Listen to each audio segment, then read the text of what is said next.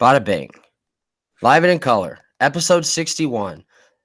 Not a line in which come by the top of variety, but the ones that come of the bottom variety, the Bottom Line Podcast, episode 61, and the 28th of the variety in which MMA is the central topic. Hi, guys. My name is Davidson Baker. For those that listen to this podcast, you clearly already know that, but I'd like to welcome you once again to another episode for face-punching aficionados everywhere. Today, I am joined by not only a very special guest, but by not only a guy that I consider a very close friend, but a man that can share with us points of view that many others can't from this past week in the world of MMA. Without further ado, from MyMMANews.com, from BJPenn.com, from my text message inbox, Mr. Mike Pendleton. Sounds Mikey a P, little how you weird. doing, brother? How you doing, my man? How are we? Sounds a little weird from your text message inbox. I'll take it. Right? Also Weirder than our actual texts? Also from the hope. No, we're not going to talk about the text message. Not going to talk about those texts. I definitely incriminate myself every once in a while. But also coming from my cloud full of hope that the New York Knicks land Zion Williamson tonight. And a big, big day in the NBA, being that it is the day for the NBA draft lottery. I had to spoil the New York party, and You did. Hey, man, fighters know what it feels like when they say, "I want to feel what it's like to be a world champion." You just throw on this shirt right here, bro.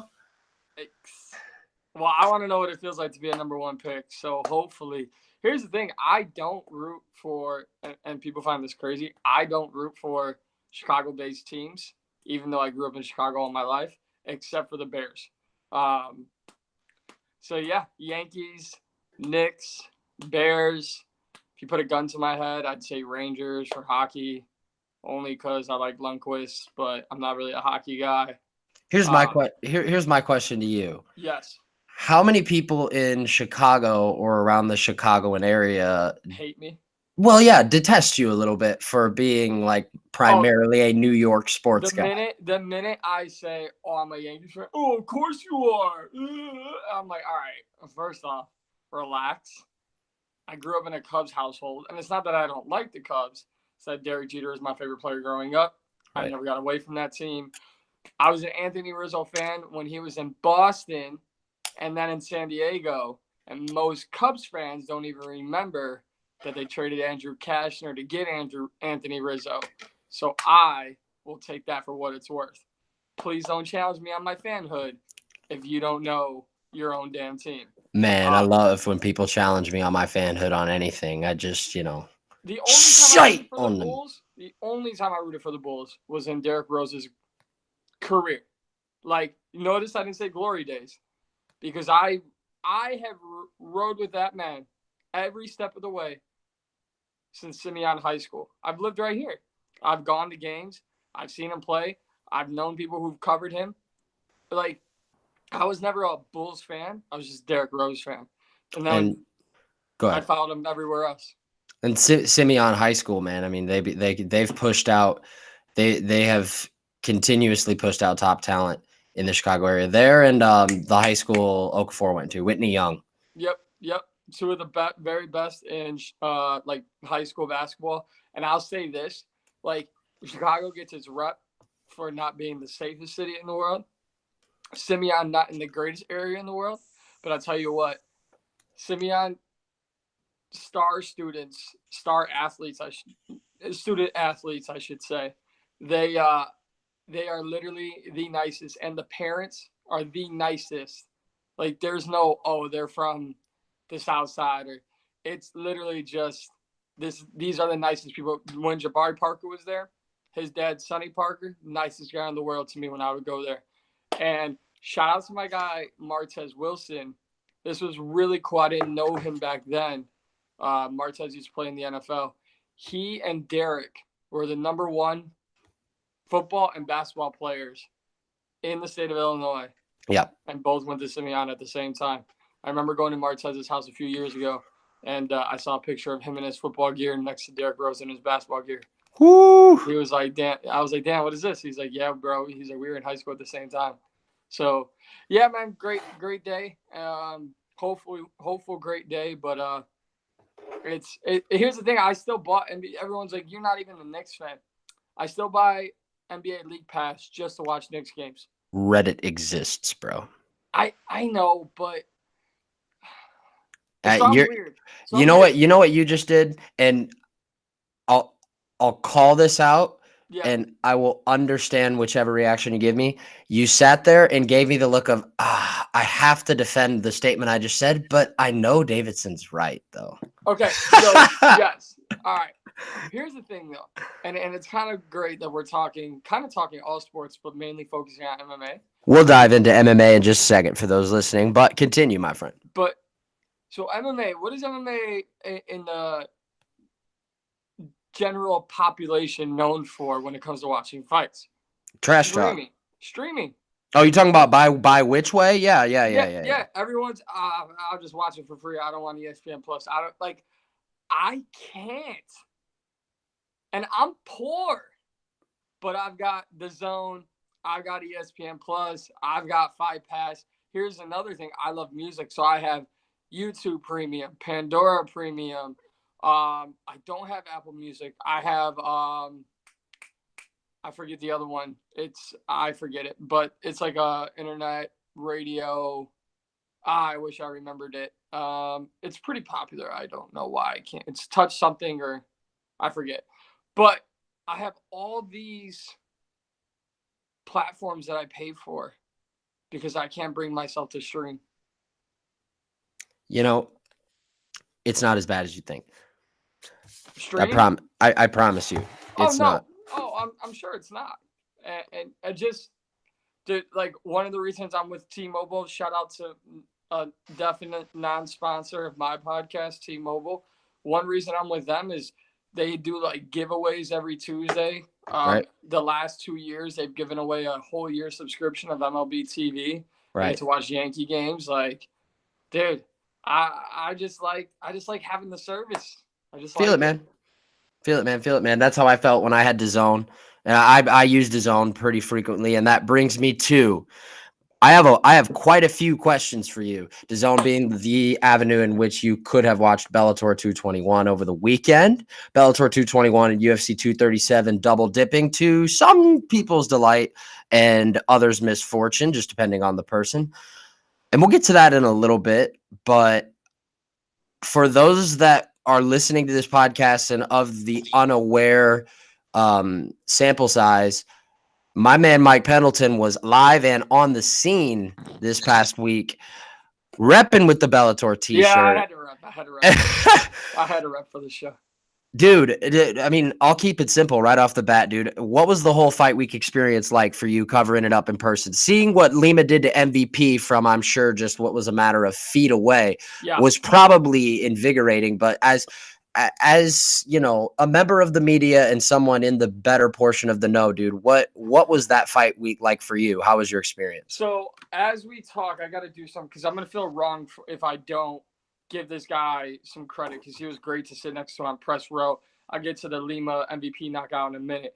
But fight week, man, it was great because – and look, the number one thing we both know about being in this business, being in any media business is you can't be friends with everybody, right? And if you are friends with people, you got to put that on the back burner when it's fight night, you know, or when it's game night, whatever the sport is. You always have to do that. So for me, media day I did not do. That's also the hassle of working a full-time job. I could not make media day. Press conference was very fun. One thing I like about Bellator is they don't close off their top guys. You know, Michael Chandler was just standing there when I asked him for an interview. AJ McKee welcomed me. Pat Curran and I talked for 5 minutes before we even recorded an interview. Right. You know, TJ Jones took it all in, and I want to talk about that guy in a little bit. Trust me, I'll get to him. But you know, from that aspect of a press conference, great. You know, really awkward when you walk in and you're like 5 minutes late, like I was, and you're stuck looking for a seat. And to your right is Henry Hoof, and to your left is Fedor. I was like, whoa. I was like in the Henry Hoof Fedor like cookie. What a cookie to be a part of, man. Seriously, right? The best Oreo of all time. Yeah, right. So that was great. Weigh-ins were phenomenal. Yep. Also came with a little bit of drama. Askar did not fight in that fight, and Yep. that was another thing for me. I had worked with him, and I'm not going to go personal into how I feel or what happened or this or that or the other thing, but it was an opportunity for me as a local media guy to get a story, even though I didn't write anything up. I threw a tweet out there because Oscar missed weight. Mm-hmm. I apparently, as I was told, they offered Taylor Moore, I believe his opponent was. They offered Taylor Moore 50% of his purse. Yep. They offered him 50% of everything. Everything. Okay. And he said no. Excuse me. From what I was told, he said yes. 5 minutes later, he came back and said no. What was his reason? Fighter safety, according to his coach. Now, I didn't have an opportunity to talk to Taylor's coach. Someone else here locally did. Okay. I digress, but that's what I heard. Okay. It was more of a fighter safety thing because Taylor Moore also, his coach also coaches Amanda Cooper. And yeah, Amanda Bobby Cooper. Yeah, that's up in Michigan, right? Yep. And he coached ABC against Mackenzie Dern, who we all know came in super overweight on that fight. We know that fight did not go Amanda Bobby Cooper's way. Yep. So he kind of used that as his reference for why he did not allow Taylor. So with that, that was fun and cool and awkward all together, right? Because it's like, I know all these guys. I knew, and this is not me bragging, but I knew probably 70% of that prelim card, if not more. Right. A lot of them were local guys.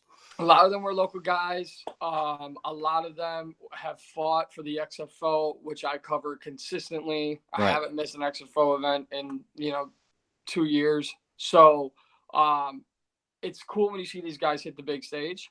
Right. But then we saw Dave Latoria, and with all due respect to every fight on this prelim card, Dave Latoria versus Jason Bailu was a favorite of mine because I love stories. I think you know that. Oh, yeah.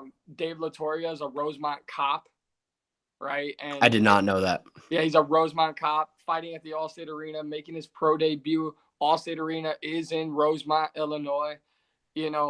Ugh. So it just gets rough. It just gets rough hearing that because it is a great story. And then you remember how the fight ended for those that aren't thinking of it off the top of their head or can't remember or didn't watch the Bellator prelims. Latoria, I believe, hit Bellew with a groin strike via knee against the cage, if my memory serves me correct. And that fight was over. He hit him with a knee. And I talked to Dave Latoria in the concessions, right? Because that's the other beauty of these prelims. These guys want to get in and get out, so they got to get something to eat. Yeah. Right. And I said, Dave, we could talk next week. And he goes, no, let's talk right now. And I was like, oh, all right. So we started talking, and he's like, dude, I threw the knee, and it wasn't the hardest knee in the world. I was just trying to gauge distance into where we were up against the cage. And I have the audio, so no one can call me a liar on this, but he said I threw the knee trying to gauge distance. And then when the low blow connected, Dave fouled that up with a right hand and a left, which really messed Jason up. And on that end, Dave Latoria said, I wish he would have just said that my punches hurt him instead of looking for a way out. So Dave Latoria felt that Jason was looking for a way out. Depending on who you talk to, some people agree, some people don't. But so getting into fight night, man, it was so much fun because I got to see so many guys either make their debut or continue on. Josh Streaker started the night off in the perfect way. He even said it, with his second round knockout. He walked past press row and said, we're going to start it off the right way. This is Chicago. He kept saying, we're going to start it off the right way.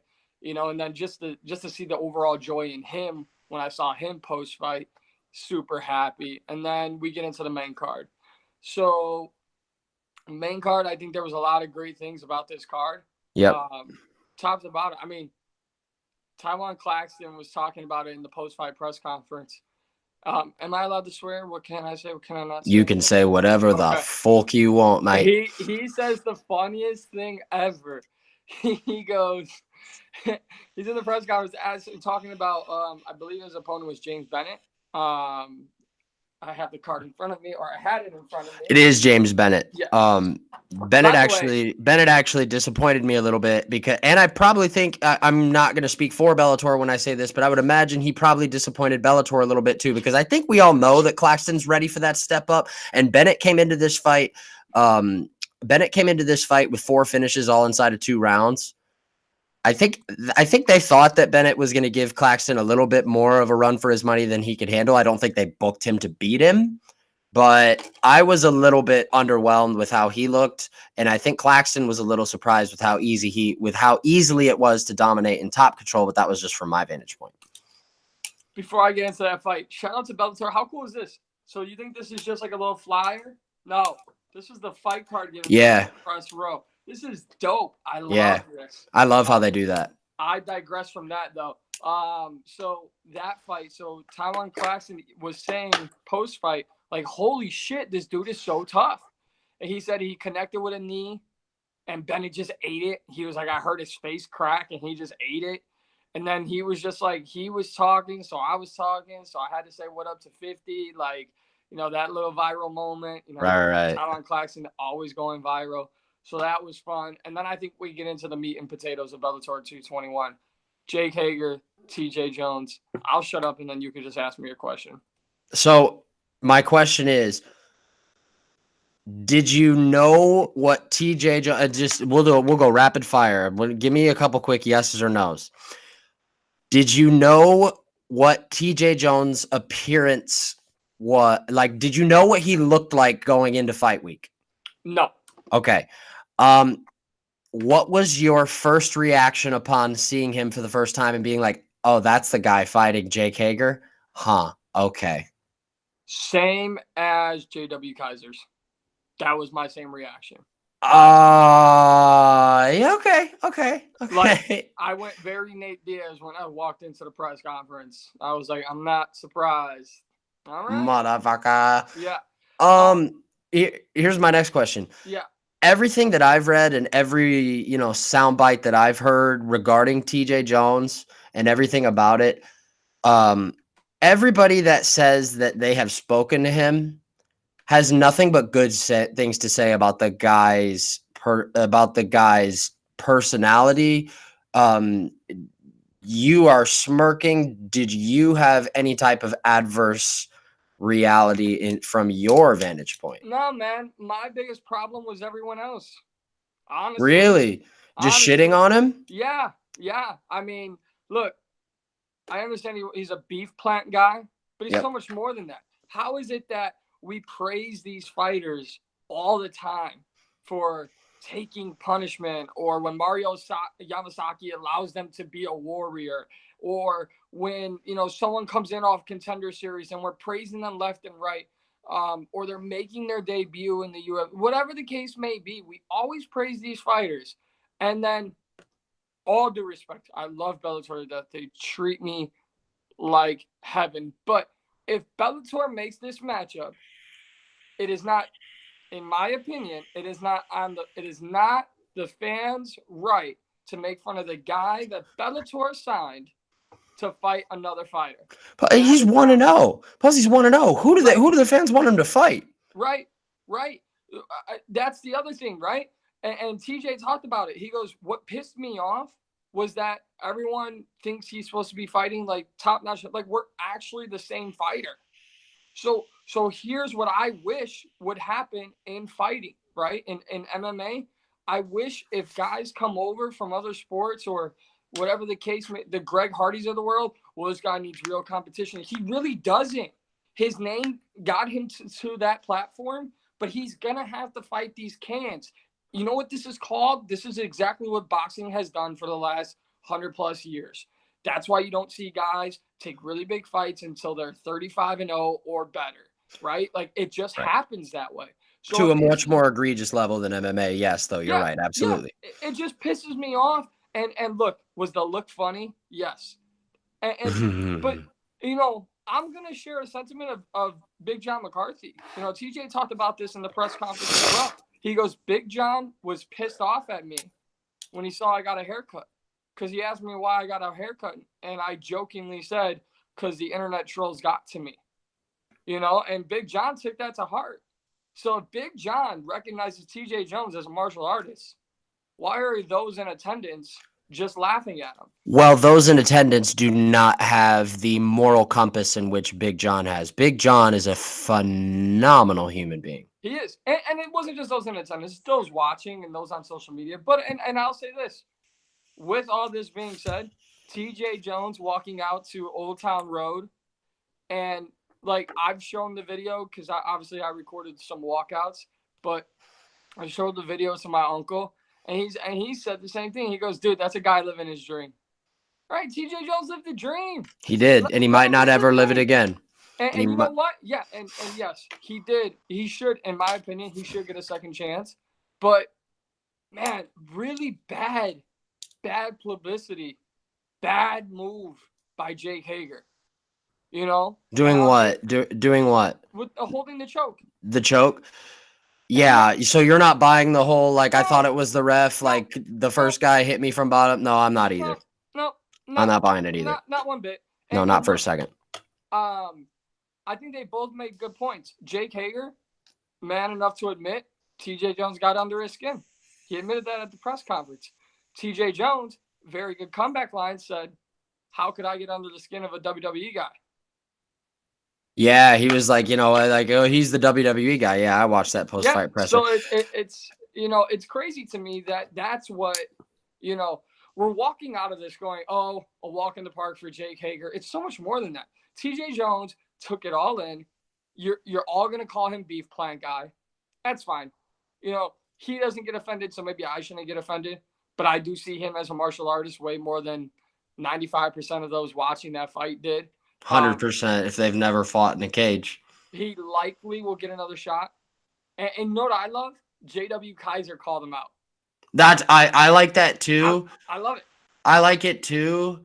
But, man, I agree with a lot of your saying, dude. And I'm very happy for Mr. Jones and Mr. Kaiser for that matter, dude. You're gonna get paid whether you have this experience again or not. This is an experience that could be proven valuable could be proven to be as valuable as you make it, if that makes sense. Absolutely. However, while I am not like the rest of this cesspool that we call MMA fandom, which is just all about slander and negativity, I am obligated to be honest in which I view things, and me being honest comes with the statement that follows. I don't need to see those guys fight again. You know what I'm saying? I mean, like, I'm happy for them. They're probably great human beings. I'm super glad that Mr. Jones, as he said, he's got kids, he's got a family, he's got a wife, he's got things that he has to come home to. And for them to experience the type of payday, I don't know what his purse was.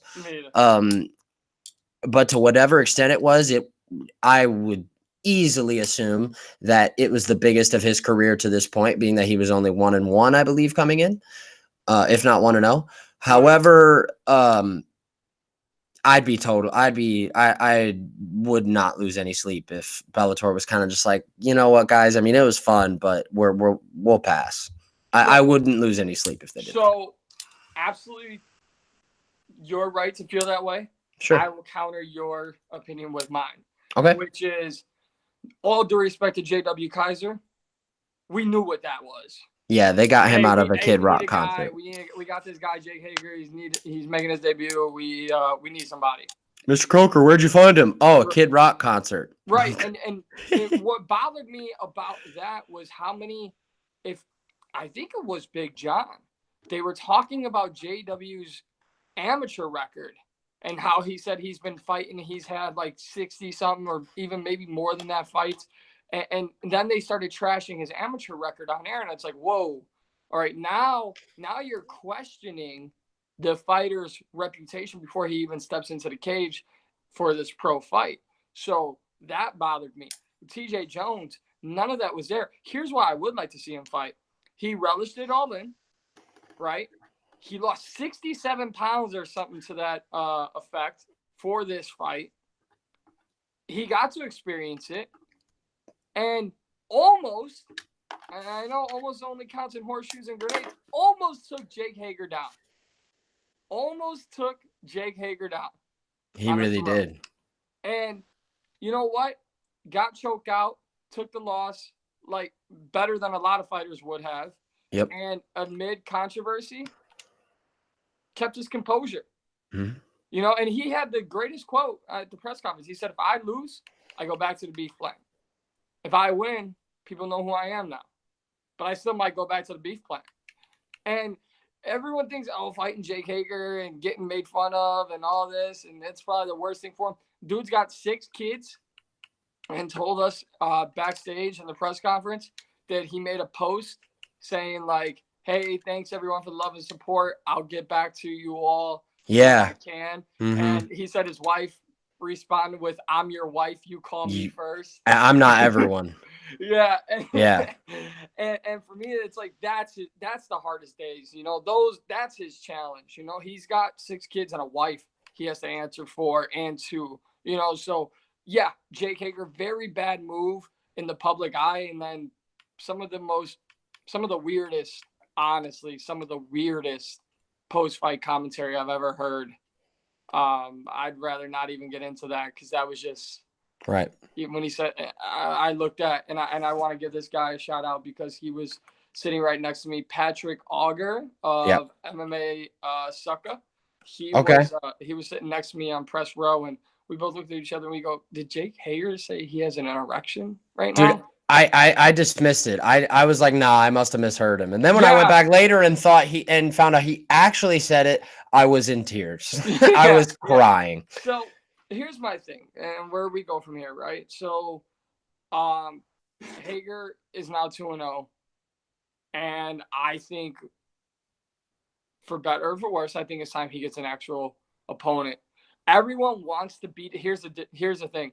Everyone wants to beat Jake Hager up to say they were the guy to do it. No one wants to go out and beat him, right? Yeah. Like, no one wants to go out and beat him. They all want to beat him up. No one wants to go beat him.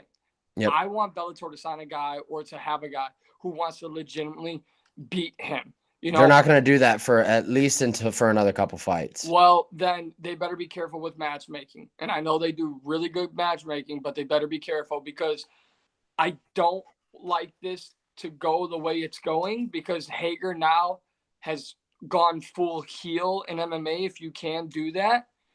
And now fighters are going to want to hurt him because, oh, I thought it was the referee. That shit doesn't fly.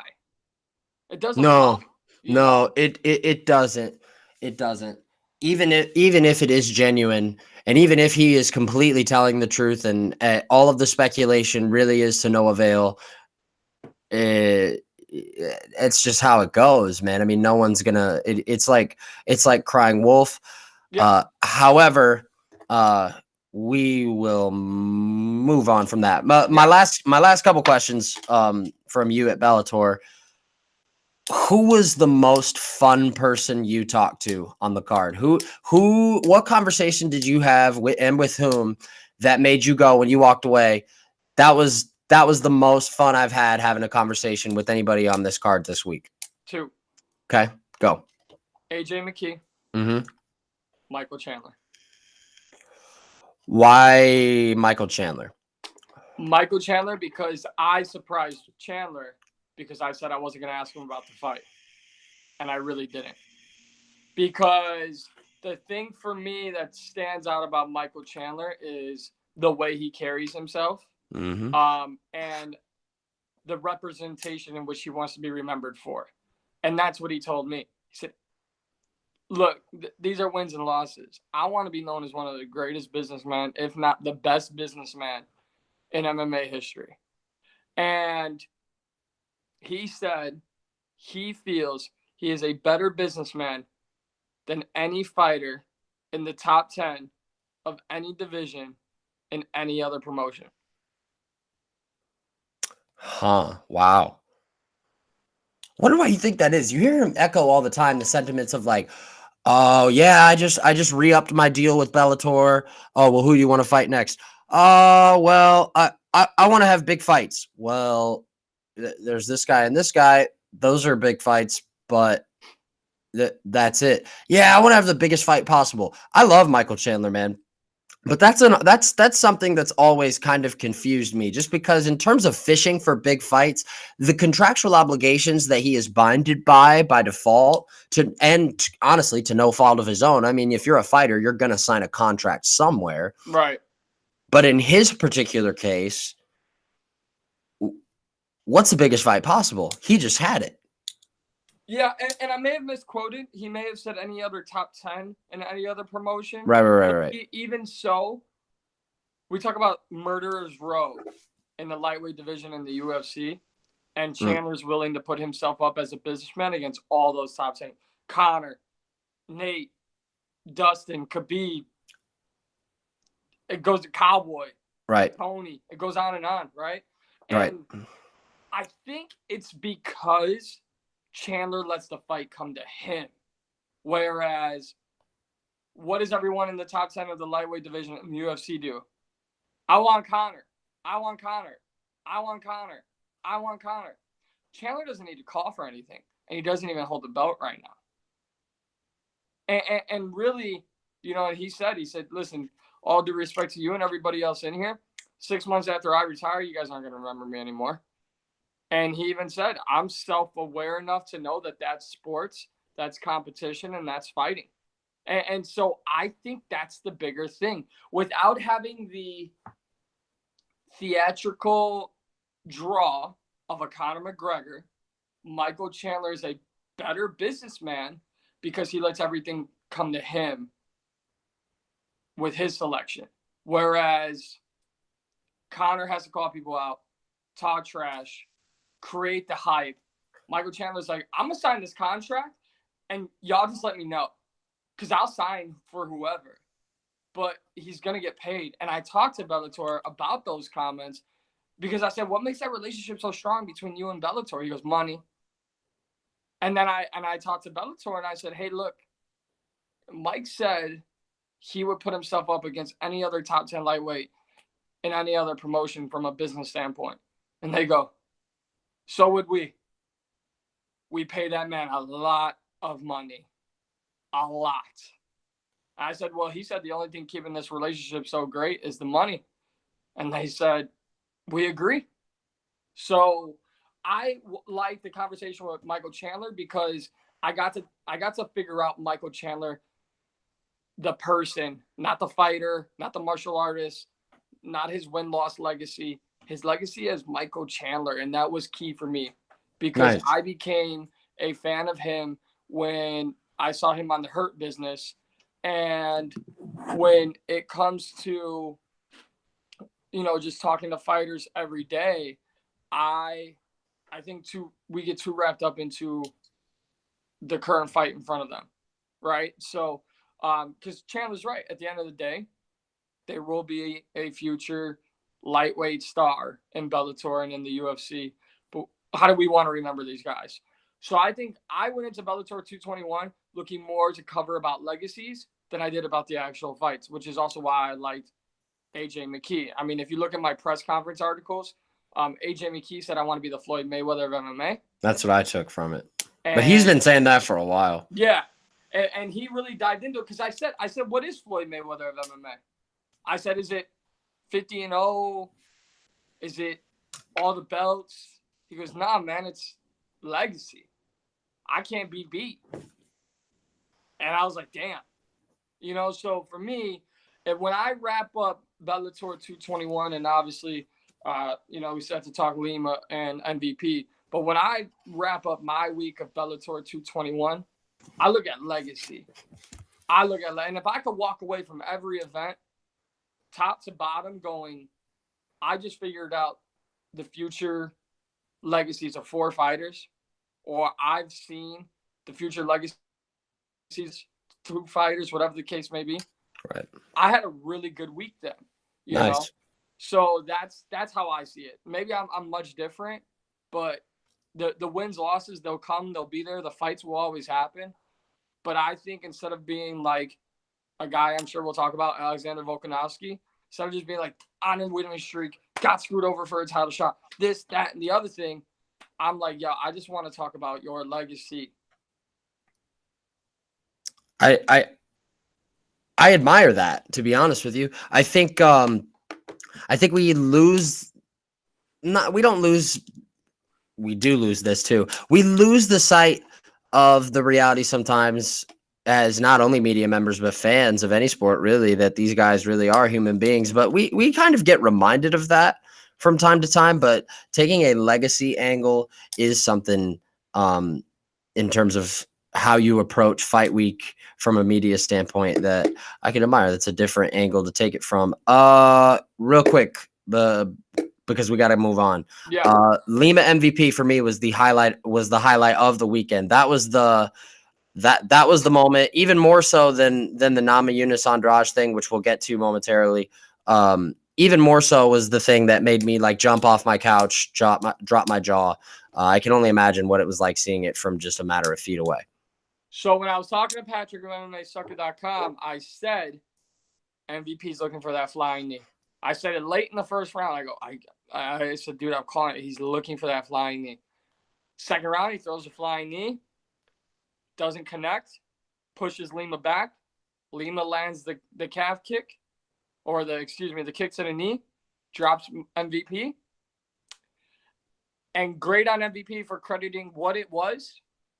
It was a stupid mistake. And I truly believe that is, again, I take nothing away from Lima. Zero away. You're talking about how MVP kind of how he sensed how he got up. Oh, how he got up when he was tripped? That wasn't great. Fighters or someone in the right state of mind at that point, they would have stayed on their back. And he even said, I probably should have stayed on my back. So, and I give Lima all the credit in the world for capitalizing when the opportunity was presented to him. But again, you even talk about legacies down that fight, right? Douglas Lima showing why he's a two-time former champion. MVP has to now redefine himself, but not redesign himself, because now he took his first loss. Style points for you with the rhyme. Thank you. But no, man, I think a good contender for knockout of the year. I mean, because it was bad. It was a brutal knockout. Definitely an oh shit moment, and no controversy. Like, as brutal as it was, that's what we watch. That's what we want to see. If that would have happened in the UFC 237 main event, that same style of knockout, if Rose would have done that to Andrade or vice versa, we'd be talking about it forever. So I agree. Highlight of the weekend. I still don't think enough people are talking about it. I agree. That's kind of what comes with Bellator, though. Hey, dude, kind of shifting gears a little bit. I didn't even see this this morning. Ariel Helwani posted this on Instagram 6 hours ago about Volkanovski. Do you know what I'm talking about? Yeah, so apparent blood infection. Yeah. I am just now reading this for the first time. I had no clue. And that kind of takes us in. I was going to do in between, talking about Bellator and talking about the UFC. A lot of news coming out this week, a lot of big fights being made.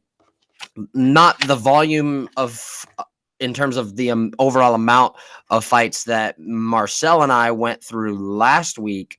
However, some pretty big matchups. One of them being Holloway versus Edgar as the headliner for UFC 240. That's slated to be in Edmonton on July 27th. Obviously, after what Alexander Volkanovski did on Saturday, that came to a little bit of a surprise to some.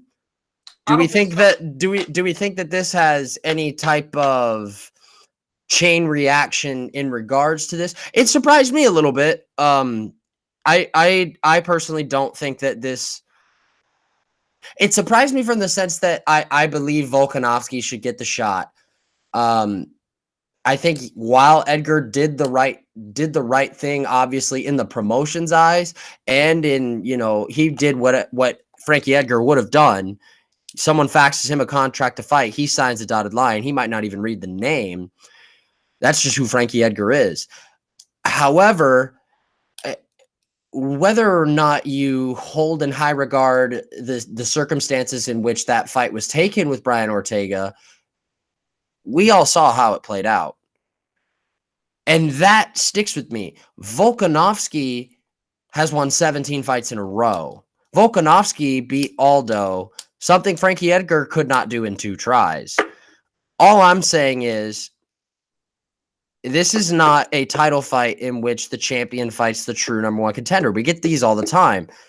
But what's your shake on it, man? I mean, I don't hate it. I understand it. They needed a pay-per-view slot for the one that they canceled in January. They needed a main event. That was their best option. What are your thoughts? I think the UFC is doing right by Frankie Edgar. I think they are too. And to add to that, I think ESPN Plus plays a part in this. All due respect to Alexander Volkanovski, 17-fight win streak, one of the best rising stars in the UFC, a definite top, if not the top contender in the featherweight division. But for better or for worse, Frankie Edgar saved the card last year in March. He did. And the chain reaction to that was Brian Ortega beat him. And then Brian Ortega went on to allow us, unfortunately to his downfall, allowed us to see some of the greatest striking of all time from Max Holloway in a single title fight. Right? So, and then Frankie got hurt again. And I think we were always going to see Max Holloway versus Frankie Edgar. At some stage of the game, we were always going to see it. And I think, man, it sounds weird because I think at this point, we were getting so many money fights, right? Think about last year. Think about before this ESPN deal kicked in. I think we were getting a lot of fights that didn't make sense. Yep. We were definitely getting a lot of interim fights, right? Like, we're not, I mean, I know we just had 2 for lightweight and middleweight, but those are 2 of the greatest fights I've ever seen in my entire life. And they're not just being thrown out there, right? We're not just stripping one guy, throwing in the belt, throwing this. And I really do think ESPN is starting to, or the ESPN deal is starting to see the UFC reward veterans.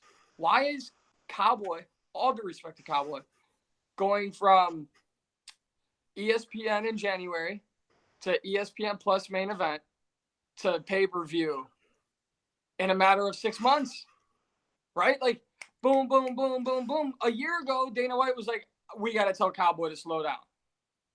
But now, because you have to generate clicks and subscriptions and by the tap of your finger, and oh, by the way, if you buy it on your phone, you can't watch it on your laptop, yada, yada, yada, yada, right?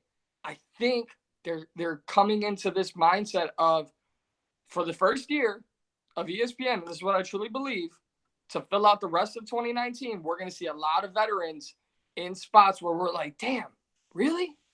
All right. I mean, I'm down because I've been watching Frankie Edgar for a very long time. And then I think they're also keeping that in mind. So that's one part of it. I think giving Frankie Edgar this shot, a shot that he did deserve, and he definitely lost to Brian Ortega, but he did the UFC a favor, so I think they're paying that favor back. Right. And then we look at the other side. Volkanovski, I don't know if they knew about this before they, about him being in the hospital before they announced this fight. I don't know if they think that a fight with Frankie is the best thing for Max to get back into the swing of things at featherweight. Max is a champ. They're not giving him any fights to get back in the swing of things. Well, no, you get what I'm saying? Going down from 55 to 45. Yeah, I see what you're saying. From a fans, we have to talk about, from the most part, as media members, we almost have to always talk about how they're viewing it for the fans. I have a personal opinion. And I do think Max can make this an easy fight. I really do believe that. I do too. We also have to remember, it was just, I believe, 2.5 years ago, Frankie slept Chad Mendes in the first round. And when Chad Mendes came back just recently last year, we were like, damn, this dude's right back in the swing of things at featherweight until Volkanovski showed up. So it's a lot of moving parts, but I do think the UFC wants an opportunity to be like, if Volkanovski's what we got, and he's our rising star. We can't take a guy in Max Holloway, who we just had fight at 55, and sell him to the general population who may not have had interest in the UFC. You have to understand that ESPN has brought in a lot more fans. Yeah. So there's been fans that have not seen that fight with Brian Ortega. No, yeah, I'm starting to pick up what you're putting down. So that's all I'm saying. I think if you want to build a fight with Volkanovski, you give Max this fight with Frankie, and if Max runs through Frankie, you're like, oh, okay. Because here's what we do know: Max isn't going to be like, give me Volkanovski. He's going to say, hey, who's next? I want the next cupcake. Cupcake. Yeah, I want the next cupcake. I'm back. This is my division. Top contender, send whoever. Right? That's what he's going to say. And when he says that, Volkanovski is going to respond. Now we have our fight. Now we have our fight for later this fall. And I think it just plays timeline, money, and reward. It all kind of falls in line together. Yeah, no, I get you, man. I get you. I slowly but surely started to buy into what you were saying towards the end. Have I made you a believer of that fight now? In what context? I mean, I don't hate the fight. Do you want to see it more, or do you understand more? Sure, I want to see it. As far as a pay-per-view headliner goes, I was excited for it when I was gonna see it in person at UFC 218, which I obviously saw the Holloway Aldo rematch instead. I was excited when it got rebooked, disappointed when Holloway was out, and that was at UFC 222, man. We're talking UFC 240. A lot has changed. So at this point, I think with fights, no matter who is involved, that, with the exception of a few, get booked and rebooked and canceled and thrown out and someone pulls out and blah, blah, blah, and they come back to it once again, it dampens it a little bit for those that are in the know, if that makes sense. Yeah, 100%. Who's the fight that just got booked? It was the fourth time that they're Yoel and Costa. That's an exception. I'll watch that fight any day of the week. I don't care how many times. But if the UFC announced while we were doing this podcast Khabib's gonna fight Ferguson instead of Dustin Poirier, you'd also watch that as well. I mean, that's also in the Yoel and Romero category. Above it. But it also goes to show that the UFC will continue to try to book a fight until they can no longer book it. There are certain fights I believe the UFC will try to book until they can no longer book it. And I do put Max and Frankie in there. I really do. There's a lot that goes into it, and they don't even have like a beef. I just think it's legacy.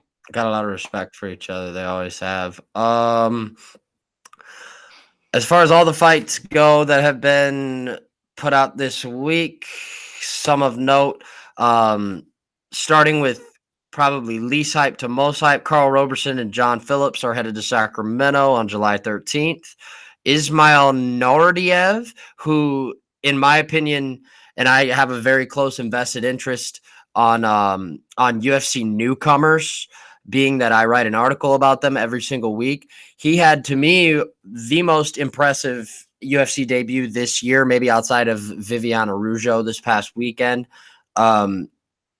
And won as the biggest underdog as a debutant this year. He was a 4-1 underdog against Miguel Prazeres and dominated him. He's taken on Chance Rencounter, I think is how you say his last name.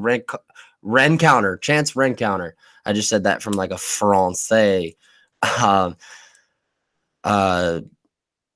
accent. A really bad one. But they'll square off at UFC 239. Roosevelt Roberts and Vince from Hell Pichel will head to Minneapolis. Good fight. Like that. Me too. They rebooked Alejandro Perez and Song Yadong for 239. They officially booked the first fight for the Abu Dhabi pay-per-view. Belal Muhammad is going to take on Takashi Sato. I like that fight a lot. And then the meat and the bones, obviously we touched on Ferguson and Cerrone, but the big one over the past few days, and it seems as though this is a full go, is Anthony Pettis and Nate Diaz as the co-main at 170 pounds, UFC 241. On a scale of 1 to 10, What's your level of expectation, Diaz? I mean, sure, he might have signed the contract. I mean, it appears that fight is official. Chances between 1 and 10, Nate Diaz shows up in the octagon on that night. I'm going to give it a 5. 420. 420. There's no I love it. That was the best answer possible. It's 4.20. Would have made sense. But it would have. It would have. But I got you, bro. But one fight that I saw on Facebook that you did not include in there that just got announced. Alonzo Menifield taking on Paul Craig, yeah. Yeah, that's a good fight. That's a great fight. Beast. I can't wait to see that fight. But okay, so maybe I'll stick with that 4.20 because it's a beautiful fight. We were all going crazy during Bellator when we heard that fight was being announced. Yep. Because that got announced during fight night. But we're all like, man, great fight. We'll see if it happens. You know what I mean? Like, the worst thing that can happen to this fight is the notorious. If Conor McGregor starts chirping and talking and doing media. You said Diaz is going to pull out? Yeah. If Conor tries to fight at any point between 239 and 241, Nate Diaz will not fight. Interesting. Because you have to remember what happened when they announced Conor and Khabib at the press conference that Nate was at. Bounced and then bounced from the fight. I understand Dustin got hurt. But I truly believed after Nate talked to TMZ, he was out. I believe after Nate talked to TMZ after the press conference, he was out. When he said they got to get their shit together. And you know what? I think the only thing that drives Nate to this fight is personal beef. Like, we love. Yeah, they have issues. We love the Diaz brothers, right? So if we love the Diaz brothers, and we are particularly talking about Nate Diaz, well, he's got 3 fights left in him, in my opinion. If we're talking just off personal beef, Anthony Pettis, Conor McGregor, Khabib. Those are his 3 fights left. He may have all 3. He may have just 1. He may have 2 of 3. But Anthony Pettis, you want to settle that beef. Conor, you want the trilogy. And if you beat Anthony Pettis and Conor McGregor, you might as well have a fight against Khabib Nurmagomedov, because we know what happened with Khabib and his manager Ali, and then Nick and Nate. I believe. Yeah, I got to cut you off there and say we are so far away from Nate Diaz versus Khabib, though. We are so far away. But all I'm saying is he's only going to fight now, I believe, if it's worth it, to settle rivalries, if that makes sense. Yeah. That's it. That's along there. Yeah. That's it. I'm not saying he deserves a fight or he's gonna get that fight. I'm just saying the only time we'll see Nate Diaz fight again is for rivalries. So when people are like, I don't know if this fight's gonna happen, he's not fighting Justin Gaethje. All due respect to Justin Gaethje, there's nothing there. Nate Diaz is a prize fighter, but that prize needs to be beneficial to himself on a personal level, not just financially. You know, he's a fighter's fighter, and he wants to fight. You know, to take it from his words. So you're partially implying, if my read is on here, that part of the only reason that we're even going to see Diaz back in the first place is because of the noted distaste that Diaz and Pettis have for each other. 100%. And I believe that is the only reason this fight will actually go down. Yeah. It's because they don't like each other. 100%. And last one, just because it just came across the wire from Brett Okamoto about 12 minutes ago on Twitter. Cynthia Calvillo and Lavinia Souza in Sacramento, July 13th. That's a really good fight. That is a really good fight. Disappointing that we won't see her fight Tisha Torres, but I think we saw that coming when Cynthia's manager called out Tisha and said, you don't want to fight in California because of the state taxes there. So this fight has been made, and you know, this is if I am correct, and I'm not trying to be Ariel, Brett, or any of those top John Morgan, any of these guys, but I believe Cynthia will have Justin Buchholz I'm not saying in her corner, but I know she'll be training with Justin Buchholz Yep. and should be training with Uncle Bob, previously of Team Alpha Male, Yep. Cody Garbrandt's uncle, Robert Meese. Yep.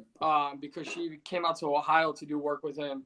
So if she left Team Alpha Male. Yeah, so that's what I'm saying. Yep. So I'm interested to see who she has in her corner for this fight and who who she works with. Because obviously Buchholz is number one. But I'd like to see if Robert Meese can get back in there too. Yep. Nope, totally. All right. So before we get into Rochester, quickly, I know that being that my good friend and colleague on this particular podcast, Mr. Pendleton, was in attendance for all of the fun that Bellator provided. He did miss UFC 237 live. However, I did. Has informed me off the air that he is, caught up on what he needs to be caught up on. Dude, I mean, Rose, I want to start with Rose and end my statement kind of veering into the lane in which Jessica Andrade takes up. Man, Rose looked so good until the point that she was asleep. Yeah. That's about all you really can say, man. I mean, her jab was snapping, her movement was throwing her off. It looked like she wanted to box. It looked like she wanted to stick and move and work her jab and catch her on the counter, and it worked brilliantly until she held onto the Kimura trap too long, obviously, and the rest is history. I love this division too. I love 115. It is by far, and when I say by far, I cannot put enough emphasis on how far it is. By far, not only the most stacked division in women's MMA, but it is clearly the most stacked women's division MMA has ever had in the history of its existence. Right. Going back to the fight, though, before we talk about the division. Of course. I hate to go back to this whole legacy thing. I feel like I hung out with Robin Black too much this week because... God, I'd love to hang out with Robin Black. I'm so jealous. He's the greatest. Man. But he talks about martial arts in a very different way. Oh, yeah. And I feel like I've picked up a little bit on that. But that Jessica Andrade, Rose Namajunas fight is almost the perfect storm into what MMA is, into what the sport is, right? Thug Rose shocks the world by beating Joanna, has the incident where a little bit of PTSD and all this comes into play when Conor attacks the bus she's on in Brooklyn. She still fights. Looks incredible in that fight, by the way. Stood in the pocket with Joanna Jędrzejczyk for a whole 5 rounds and never backed away, never got hurt. And got the better of most of the exchanges. Most of them. And then comes out continuing to look as badass as she has in her Look better. Yeah, if not better. And just like that, she's no longer the champion. And just like that, she's ready to walk away.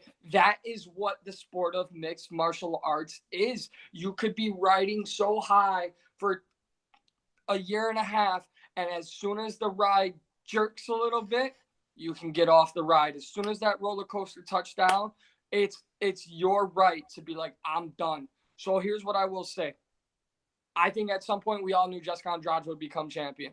Whether it was against Rose or somebody else, I think we all saw Andrade as a future champion. The same way we see Tatiana Suarez as a future champion. But the beauty in this division, a lot of people are going to come in sleeping on Nina Ansaroff. And I'm going to say sleep away. I don't care if you're the biggest fan of Tatiana Suarez. I don't care who you are. I am going to tell you, do not just look the other way on Nina Ansaroff in this fight. Just don't do it. Yeah. I just wouldn't do it, man. No, I'm with you. I mean, you could really plug and chug any name in that sentence with the sport that we, have come to love so dearly. It's just the nature in which it works. I will say though that the odds makers are clearly not listening to you. The 238 odds are out, and she's the biggest dog on the card. That's the beauty of it. Oh no, never mind. Jessica I is other than Jessica I. And that's the beauty of it, though, my man. When you talk about, here's the thing: so we could talk about individual talents, but when you talk about how deep a division is, you're also complimenting the biggest underdog, right? So when you're like, hey, this division is deep, right? Because I think she's number 6 or number 7 right now. Say that again for the people in the back. You sure? Yeah, I'm good. Deep. But I think she's number. I don't know where she's at in the rankings right now. I'd have to bring it up. Michelle Waterson. 7. Yeah, so she's 7, and I can make an argument she deserves the next title shot. She got to fight Joanna first. I can make the argument that she deserves the next title shot. Here's my only counter. It's very rare in this division, given how new it still is, and how most of them came in at the same time through the Ultimate Fighter. It's very rare we get matchups between perennial, by the words of John Anik, bona fide contenders. It's very rare that comes true with names in which we have become accustomed to knowing in this division and that have been along for a while. While Waterson and Joanna both respectively did not come from that season, Waterson coming in as the atomweight champion in Invicta, and Joanna obviously with the ginormously decorated martial arts background she has, those two have not fought. So I think that fight makes all the sense in the world to me.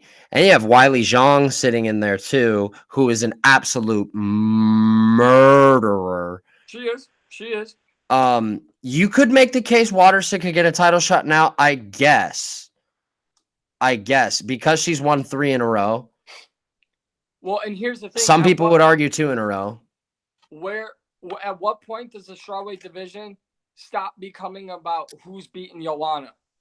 Right? Because only one person in the strawweight division has Rose, but it's like you have to get through Joanna to get a title shot. I understand she's former champion. I understand she's one of the best female fighters in my opinion of all time. She ruled that division, right?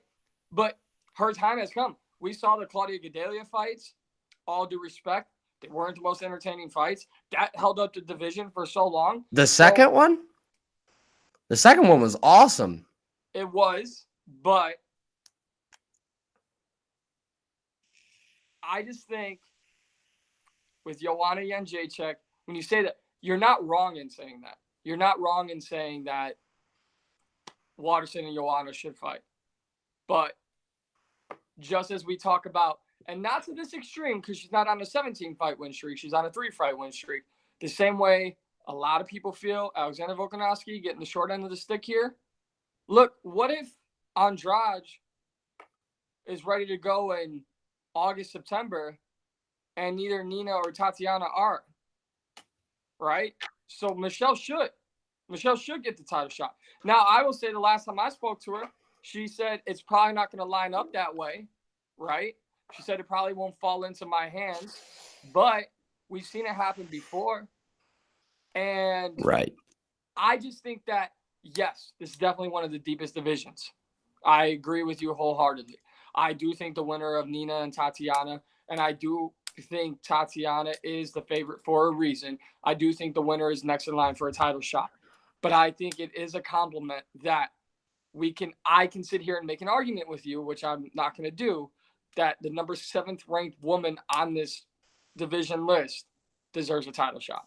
For me, I can see it, and there's a lot of murky water and a fog machine and a lot of obstacles in my way from seeing it in the most optimal clarity possible.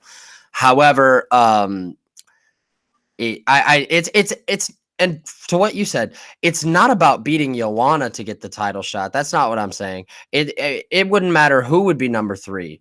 I mean, maybe they match her up with Wiley Zhang. I find that very, very, very unlikely. However, also Joanna took to Instagram just a moment ago. Look at all this social media stuff happening on time. Just about little under half an hour ago, says she's got a big announcement to make tonight on MMA Junkie Radio. Who did she recently call out? Or who called her out? Who called Joanna out? Yeah. Are you asking me this like you're trying to remember? Yeah. I don't know. I don't know who called Joanna out. Joanna tweeted a picture of her and Andrade. Dude, if they give Joanna an immediate title shot, they're not going to. I hope you're right, man. So no, I think it is her girl. What is it, Wiley Zhang? There's no, dude. That doesn't make any sense. Okay, in my opinion, the Watterson fight is. You talked a lot about it earlier, appealing to the fan, in which ESPN is a byproduct of how they view. I mean, doesn't the Watterson fight fall right in line with that line of thinking? Absolutely, but I'm just saying. I think that Wiley called out Joanna. I'd be very surprised. Could be wrong there. Let's fact check. Yes.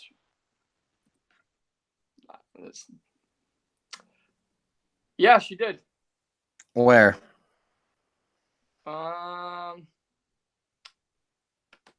So I'm pulling it off of SureDog. The forums. Forums are always great. She called her out on her Instagram. Wiley Zhang did? Yep. Yeah, I see it right here. What you said, what you think is beautiful, you can't get past me. Yeah. Yeah. So dude, she's a tough fight for anybody. Yeah, man. Zhang. Yeah, she is. Ooh. And so, whoo, boy. You know it's either her or Watterson. I think if the US, I mean, yeah, there wouldn't be anybody else. Obviously, they wouldn't go in the direction of the Claudia fight, regardless. But Claudia's booked. Nina and Tatiana are booked. It's gotta be Zhang or Watterson. My better judgment would say Watterson, but I digress. Co-main event, not a whole lot to digest. Pretty disappointing. Jared Cannonier leg kicking Anderson Silva into a painful and agonizing defeat via TKO in round 1. I didn't learn anything. All I know is that Jared Cannonier, I believe in his abilities for sure. I think that middleweight is definitely the optimal weight class for him, and the MMA lab has definitely taken the best out of him with the sample size to back me up. But I do not know what his ceiling is. I don't. It's hard for me to gauge that with even with stoppages of David Branch and Anderson Silva alone, which is an impressive back-to-back sample size to boast. But I just don't know where to stack Cannonier up in this division. I just really don't. I agree. And, I think the bigger takeaway from this, all due respect to Jared Cannonier, is Anderson, it's okay to walk away now, man. You think? It's all good. It's all good. I thought he looked great against Anderson against Israel in a losing effort in February. However, yeah, I mean the pain and the toll in which the body takes, especially in a sport like MMA, I can see where you're coming from for sure. I mean, thankfully he announced no major injuries, just minor injuries. He just needs physical therapy for this. But it's listen, when you're walking away with no major injury and only minor injury that needs physical therapy, and the fight was stopped early, it's probably time. Your body is telling you it's time, right? Now, I may get some criticism for this, but do you remember the internet was saying Khabib didn't finish Ally Quinta out of respect because he took it on 24 hours notice? It was a theory that was thrown out there. No, I must have turned on my bullshit filter. Because Khabib could have finished Al. I think if they run that fight back, Khabib would finish Al. Al is a tough SOB. But I I bring that up to bring up a fight you just mentioned, Izzy and Anderson. And I almost wonder if Izzy didn't finish Anderson out of respect. No, I disagree. I'm not saying it's what happened. Okay. I'm saying he even talked about it. Like during the fight, he was like, "Oh shit, I'm fighting Anderson Silva." You know, so I'm not. Anderson did look good. He did look like Anderson, but Anderson of old is still a great Anderson. So when we say he looked good, we have to say he looked good for Anderson, for old Anderson, right? Like the older Anderson. I just don't want to see old Anderson anymore, man. I want to see Anderson ride off into the sunset. And I wish he would have won in this fight simply based off of he would have done it at home. He could have hung up the gloves. It would have been a respected and well thought of retirement in his country, right? I understand it, but it's MMA. No, here's the only problem with that, dude. In the post-fight presser, when they asked him about that, whether he would have won or lost, he said, "Win or lose, he's fighting out his contract no matter what, and he's still got a couple more fights on there." Well, because he just got an extension before this fight. Yeah. How recent is that? Like to the degree of weeks, to the terms of months? Like right after the Adesanya fight? Do we know? I can't remember off the top of my head. They announced that during fight week last week. Yeah. Okay. ESPN reported that. So right. My belief is that it happened leading up to this fight, like weeks. Interesting. So I get what you're saying, but I'm saying for me, I would like to see Anderson win, hang up the gloves. I understand Anderson. At the end of the day, Anderson's going to do what Anderson wants to do, and the UFC is going to let Anderson do what he wants to do. But at some point, just like referees are in there to save the fighters from themselves, the promotion has to be able to save this fighter for the rest of his life. And I'm not saying Anderson's suffering from any major injuries or brain damage or any of that. I'm not saying any of that. But what I am saying is we do not need to continue to. Uh-oh. That's not good. What? Oh, there you are. You froze for a second. Oh. You froze at continue to. We don't need to continue to see an Anderson Silva that's not Anderson Silva. That's all. Yeah. That's all. I agree. It was a bad night really for Brazil as a whole, let alone Brazilian legends. I mean, let alone MMA legends. I can't remember the exact number, so I'm going to ballpark it here. I know Luke Thomas said this on the MMA Hour yesterday.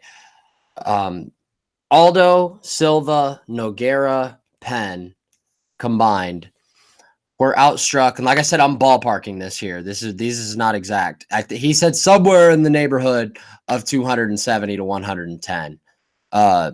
Those four combined. Nogueira getting violently fit. How Ryan Spann did not get a bonus is beyond me. This give two bonus to people shit. Stop, dude. And you give two bonuses to Andrade, who is now the champion, who is going to get paid 10 times more what another fighter is going to make on the next card she fights on, just given the fact that she has the Power Ranger belt wrapped around her waist for the time being. Ryan Spann might have showed and for 12 and 1 for 12, and that guy's not going to get a bonus for the way he knocked out Nogueira? Really?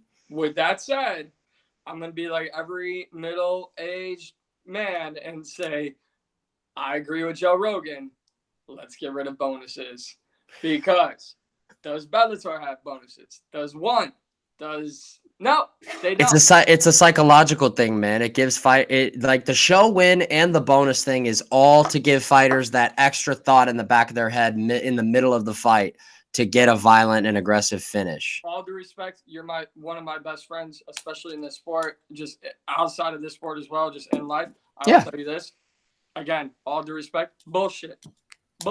I'm not saying I agree with it. I'm just saying what it's there for. Douglas Lima think about getting a bonus when he slept Michael Page? No. Well, there's $1 million end of that tunnel. There is, but he said, I don't even think about the money. I want my title back. And why is it that we hear that from Bellator fighters more than we do UFC fighters?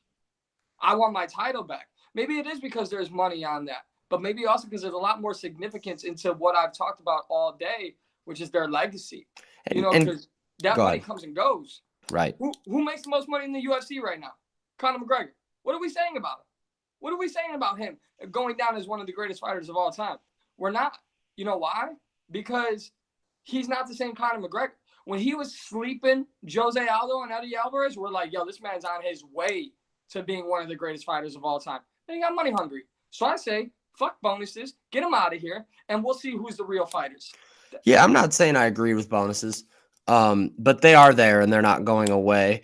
And if I were to pinpoint a reason as to which the UFC uses them as a ploy to their advantage, I would say that it is a psychological one. However, I digress. There's one kind of final thing I want to touch on from 237 before we go rapid fire at in upstate New York.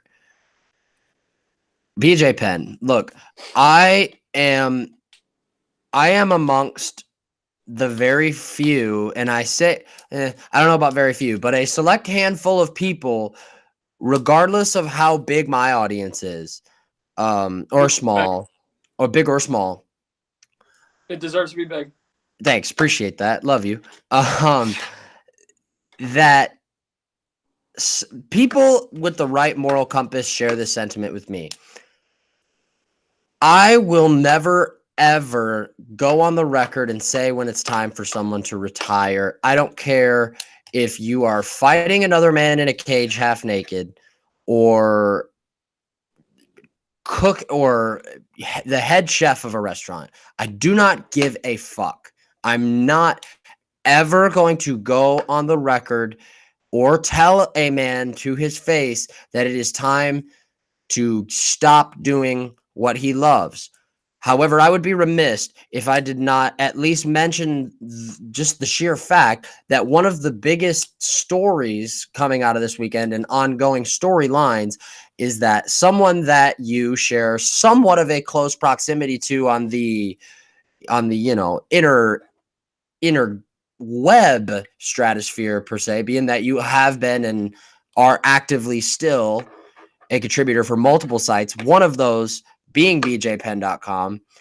So there would be a huge elephant in the room if I were to completely bypass and ignore at least bringing it up and asking you whether you want to tiptoe, and rightfully so, along the words you want to use or not.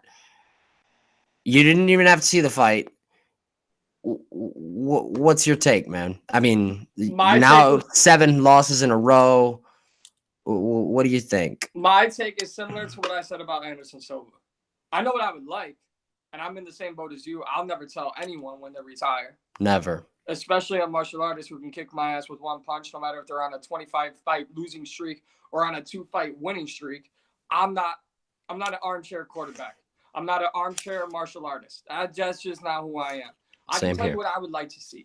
And what I would like to see and what I believe, and for better or for worse, right, if I can, and by the way, side note, I'm going to shout out Bang, because part of the reason I do love to talk, but I've been drinking this whole show, and that's why I can't shut the hell up. But I'm going to kind of make an analogy here. You and I share a love of all sports. And I'll go to the Boston Celtics. I'll use Kyrie Irving. Nobody knows what Kyrie Irving's doing in free agency this year. They don't know what he's doing in the offseason.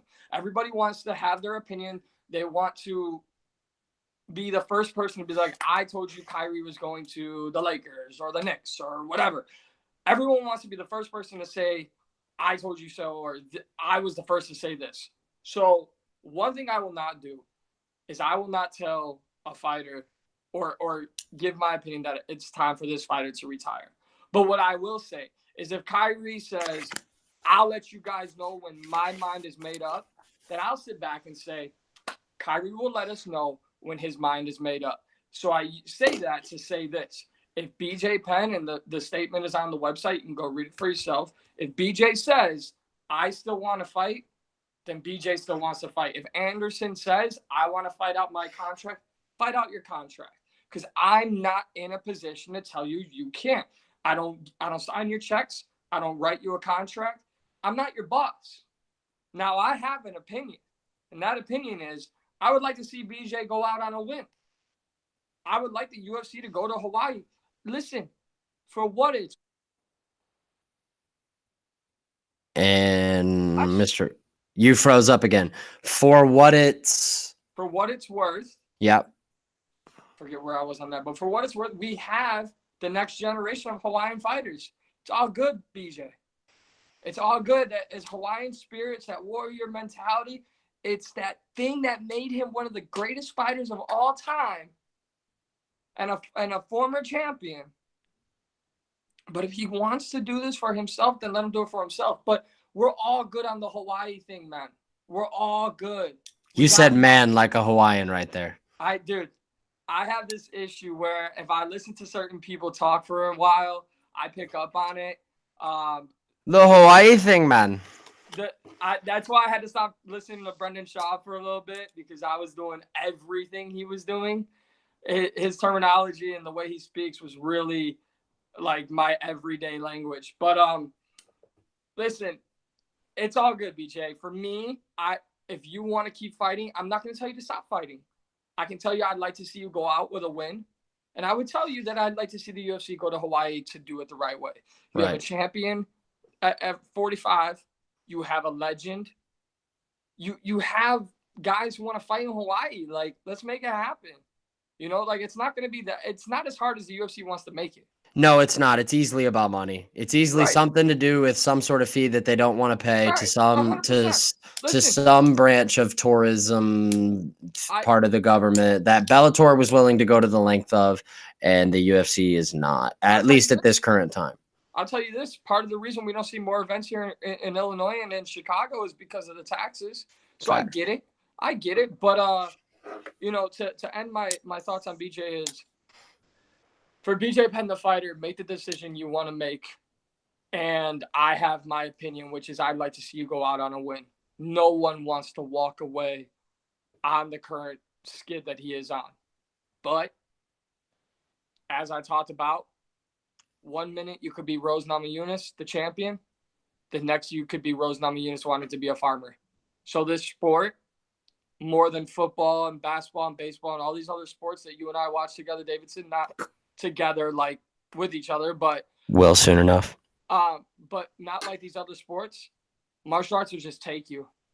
It's almost the Grim Reaper of sports. There is no, Father Time's gonna catch up to Tom Brady or LeBron James, and we won't look back and be like, yeah, they were 40 years old. At some point, martial arts will just take you when it's ready to take you. So I would like it to be sooner than later for BJ, because I don't want him to get taken. We've seen fighters get taken. We've seen, dude, who would have thought Champ Mendez would just walk away? He came back, looked great in Idaho, then loses to Volkanovski, and that's it? Well, I've noticed that MMA is like that, man. I mean, you see Tom Duquesnoy this week, the Fireball kid, 25. He's done, man. He's on a win. Well, at least he won his last fight against Terrion Ware, and that's all she wrote. I think he only had 4 fights, if not 3, in the UFC. I think it was 3. I know he lost to Stamen, and that was it. But that's the sport. That's the sport. So I'd rather BJ get out sooner than later, but I'd rather see him go out on a win. That's a good take to have, man. That's a solid take to have, and definitely a friendly side of things to look at it. Because you see people bashing him, and I'm just like, you know, whatever. Really, that just about wraps up UFC 237. Big performance from Warley Alves. That uppercut was ruthless at the end. Poor Sergio Moraes. So we move along. Yes. And some big fights this weekend up in upstate New York, to which I know for a fact, at least, let's see, 3, 6, 9. I know for a fact one of these 13 fights is going to be scrapped 15 minutes before the fighter has to walk out because the NYSAC sees somebody with, a canker sore or something. I just know it's going to happen. And I say 13 fights knowing full well about the Neil Magny thing with him having to pull out with Vicente Luque. However, and if you have any questions about it, I can answer them after this broadcast is over. But I think Luque is going to stay on the card, and I've been reading rumblings as to who it is he's going to fight, and I believe you know who he is, but we will save that for later. I do not. I will share that with you once we are off the air. Just a rumor, regardless. But yeah, Okay. that takes care of that already. That would be a co-main event, probably, I would say. But the main event and a fight that I am very intrigued by, former lightweight champion, now number 3 in the world, according to the never ever incorrect UFC rankings that are just always right. Taking on who is currently stated as the number 7 lightweight in the world, Kevin the Motown Phenom Lee. We'll obviously go most in depth with this and kind of hit rapid fire the rest of the way down the card and go with picks. But my initial thought, obviously, as soon as this fight was announced, I mean, great fight for Kevin Lee because RDA's last 2 fights being Colby and Usman, we've seen how those go. Yeah, man. What do you think? I don't know if you can see the huge smile I have on my face just looking at this main event. When I take my media cap off and I just get to watch fights, I love Kevin Lee. Kevin Lee's always been great to me. That's why I drove up to Milwaukee to watch him fight Al in a fight that Kevin clearly said, at first he said, he wasn't sure about those judges' scorecards, but I think from sitting from where I was, which is pretty damn close, he did lose that fight to Al. But I also know that Kevin Lee kills his body to make 55. I know he wants 65, but damn, man, let's see what's up at 70. Please, let's see what's up with 70. I just want to see it. Look, we could talk about technique and style all day long. I just want to talk about a 170-pound Kevin Lee. The man is jacked going into 55 fights. Jacked. Now we're going to see him come in at 70. How healthy is he going to look? How great is he going to look? How great is his body going to feel? Then I only want to talk about that and not get in depth about the styles because only when we see Kevin Lee in his first fight at welterweight can we really have an idea of how good he can be with his style at 170 pounds. Right. 170 is very wrestler heavy at the top as well. I mean, if he wins this fight, he's right there. If he beats RDA, I mean, history has kind of proven more often than not, whenever you beat guys up in the top echelon of things, like Shane Burgos took out Cub Swanson, and the immediate response would be that Shane Burgos, who just beat a number 10 ranked Cub Swanson, should take that number 10 spot, right? No, he came in at number 13. But you see guys more so take the exact spot whenever they beat guys in the number 1, number 2, 3s, 4s of the world. That being said, and this is an obviously depending on how impressively Kevin Lee were to beat RDA, if he were to beat RDA, he's right there at number 3. He looks right above him. He's got Usman, Woodley, and Colby, who are all, I mean, we all know the chops in which those 3 bring to the cage in terms of wrestling. And you just talked about 3. Well, yeah, Askren's right behind him. Ben Askren. We've got 4 wrestler versus wrestler style matchups for Kevin Lee if he can just go through RDA. He's going to be healthy. He's going to be bigger. He might be damn near even be stronger. And by the way, if he does get through Kevin Lee and he doesn't get Askren or Woodley, I would take Kevin Lee, Robbie Lawler. I would too. I mean, dude, there are very few, honestly, dude, and I'll even go as far as saying this, very few, if any, matchups that you could put together on shuffle between anyone in the top 15 at welterweight right now. Hell, anyone in the top 25, whoever fits 15 to 25, or whoever those guys are. There are very few, if any, matchups you could make with anyone in that sample size that I would look at and go, damn, that fight sucks. Probably none. Probably zero. Unless it's like Usman fighting number 25. I bet you get what I'm saying here. I absolutely agree. And I'd also say this, maybe an unpopular statement. I don't think he would hear this, but if he did hear this, I wouldn't want Kevin Lee to kick my ass because I know he wants to fight Khabib Nurmagomedov in the future. But I'll say this. I think better matchups, more enticing, more entertaining, more eyes on the matchups at 70 for Kevin Lee than at 55. Yeah, no, definitely. I mean, there are a lot of matchups. The best matchups for me, some of my favorite personally, are matchups in which two guys with wrestle heavy bases. Yeah. Because most of the time, ironically enough, they don't turn it into a grappling match. I mean, Jacare and Chris Weidman going into that fight, a fight that a lot of people have been wanting to see for a long time. The sentiment I was echoing literally all week long was, I cannot wait to see how this fight looks once it hits the mat. Because, I mean, yeah, does Jacare have the edge there? He's going to have the edge on the ground against, I'll go as far as saying, any 185-pounder, pretty much in MMA, period. That just because of that's the grappling chops in which Jacare has become accustomed to. But Weidman is obviously no slouch on the ground either. I was so excited to see those guys hit the mat, and they did not one time. Right. Well, it's funny, as we talk about this, I kind of come now, again, I take some heat for this. It's weird because it almost seems like the lightweight division, and I'm not saying, it just feels, all right, if you go from lightweight to welterweight, it's like going from your teenage years to adulthood. If you look at what the lightweight division is, it's a big jumbled mess. It's a scramble. It's shit talking nonstop. While I know Colby is likely in line for that next welterweight title, you go to 70, I'm thinking maybe Colby, Mike Perry, and Ben Askren are the only ones talking shit in welterweight. Everyone else is just showing up to fight. And that famous line that I heard my whole childhood growing up, if you can't hang with the big boys, get off the porch.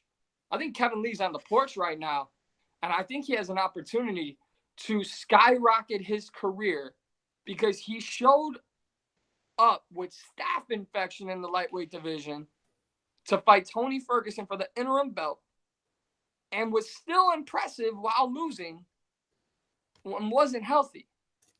I think that's where you hit those like teenage years, right? You do things you probably wouldn't do if you were grown and smarter. Correct. I think we see a mature Kevin Lee at 70. I would think so. Possibly also, not to go Joe Rogan on you, but better brain health, not cutting as much weight. I think we see a mature Kevin Lee. I think we see a victorious Kevin Lee, spoiler. And I think we see Kevin Lee stay at 70. I believe we see a victorious Kevin Lee as well. I think he gets it done by unanimous decision. One of the more puzzling fights for me on this card as we skip down, obviously, from the co-main in which Vicente Luque will surely be featured, down to where Shoeface will be taking on Ian Heinisch. Now, Ian Heinisch is an animal, and you are a guy that can appreciate a good story. There are very few as inspirational as the one Ian Heinisch has. Very few better than Ian's. However, that's not the narrative here. And the narrative here is that if Shoeface takes your back, you might as well tap. Yeah. I think it's going to be a great fight. I think Ian fights with a lot of relentlessness, and he's very aggressive. Mm-hmm. When you talked about Weidman and Jacare going to the mat, and then they sit on the feet. Mm-hmm. I think Ian's. This is obviously very general statement, but Ian got to keep this fight on the feet. He cannot get taken down. He's got to keep this fight on the feet. I think it's a very intriguing matchup. It's our generic MMA fight, right? Striker versus grappler. And Ian can grapple too. He can. It's more so credit to Shoeface. It is, and that's what I mean. I'm not taking away Ian's grappling. In my opinion. Of course, neither am I. Shoeface is his game is on the ground. So I love this fight, and I also think it's a big opportunity for Ian. Oh, absolutely. Shoeface was right there. He's been right there in that middleweight division. So I would definitely, I'm definitely interested to see how this fight goes. But I'll let you keep running through because the first fight on the main card is what intrigues me the most for one reason, and you should like it too, Mr. Newcomer. But I know we have a couple others. Yeah, well, I mean, I like that fight too. That's also that's a classic case. That's almost like we'll get to it, man. I mean, the fight he is implying is Davi Ramos and Austin Hubbard. First of all, I'm not taking anything away from Austin Hubbard or Davi Ramos, who are both obviously very deserving of the spot. I was very surprised to see that this being the main card opener, for reasons there other. Regardless, it's kind of like you plug and chug the same scenario that we just expressed for Shoeface and Ian Heinisch. Austin Hubbard, I could guarantee right now that there has not been one statement made to Mr. Hubbard, or at least throughout his camp, that has anything to do with any type of game plan that sees Hubbard entertain going to the ground with a guy like Davi Ramos, man. However, I'm very aware of how good Hubbard is and how skilled he is. And at plus 375, you're basically betting, if you want to bet on Austin Hubbard at plus 375, on him keeping the fight standing and either outpointing and impressing the judges enough with that byproduct alone on the way there. But man, I mean, Davi Ramos is, I'm not saying to the extent of the guys I named, but you know, like Charles Oliveira, like Shoeface, like Crone Gracie, if he takes you down and he locks in the body triangle and starts fishing for those hooks, he's gonna get them sooner or later if time is able. Yeah, you're not wrong. But look, like Hubbard a lot though. They fed him to the wolves with this debut. What you want in a debut, though. I agree. As a fight fan and as a fighter, you want to get fed to the wolves, right? Mm-hmm. We don't need canned matchups anymore. We don't. It's one thing I need the sport to get away from. One I'm also very excited for, Ms. Megan Anderson returning. Yep. What a lot of people don't remember about that fight too is that Felicia Spencer and Megan Anderson, I'm not going to go as far as saying that they have history. However, there is definitely documented tape and evidence that played out that saw Felicia Spencer, I believe 2 fights ago, because in her last fight she won the vacant Invicta featherweight title. That was against Pam Sorensen, right? I believe so, yes. I believe so too. In the fight before that, I think I'm pretty sure it was the fight before that. Megan Anderson was in attendance, and Felicia Spencer took the mic. I thought that was it right there. I thought, okay, this girl's going to get signed. They're not going to give her a title shot in Invicta, or they're going to try to, but the UFC is going to scoop her at this point. If they're serious about starting the 145-pound division, okay, here you go. This is also before the Zingano fight was made. Felicia Spencer gets on the mic, I would assume with the knowledge Megan Anderson is in the building, and they ask her about like how far she is or whatever for the UFC. I can't remember what the exact words are. She said, I think I'm right there. I think a fight with Megan Anderson makes sense. I'd love to finish what Holly couldn't. So I'm not saying that there's a history of back and forth between the two, because that would be factually inaccurate. However, there's something there. There's something there to chew on.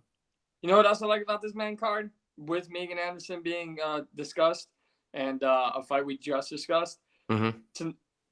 Rochester's another opportunity for Factory X to show up and show out. Right. Ian's with Mark Montoya. Megan's with Mark Montoya. Yep.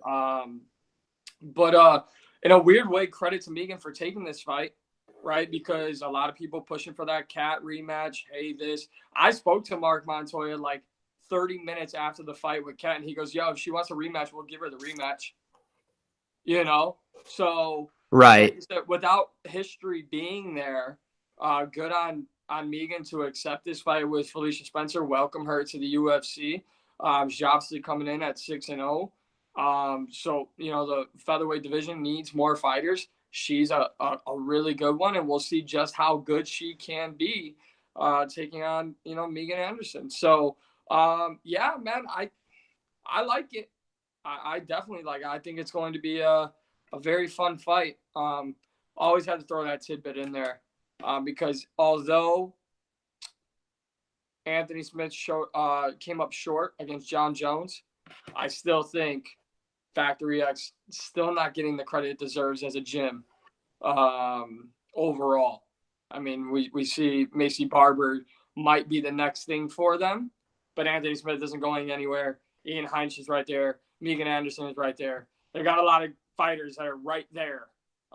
So I definitely want to see what comes out of those two as well. Right, and talk about Anthony Smith not going anywhere. It is so. I feel like it was so long ago. Smith and Gustafson was announced. Can you believe that after this fight week is over, UFC is off next weekend, and then next up is Gustafson and Smith, which is a huge fight at 205. Huge. That's a huge fight at 205. And hopefully we talk for that maybe on my podcast on that one. Yeah, maybe. Who knows? Wink, wink. You done? I'm just saying. Listen, Daxter, can I make some news on here? Go ahead. Absolutely. Okay. So I am no longer with Daily Strike Media Group. So the one episode that was video for them is the one episode that was video for them.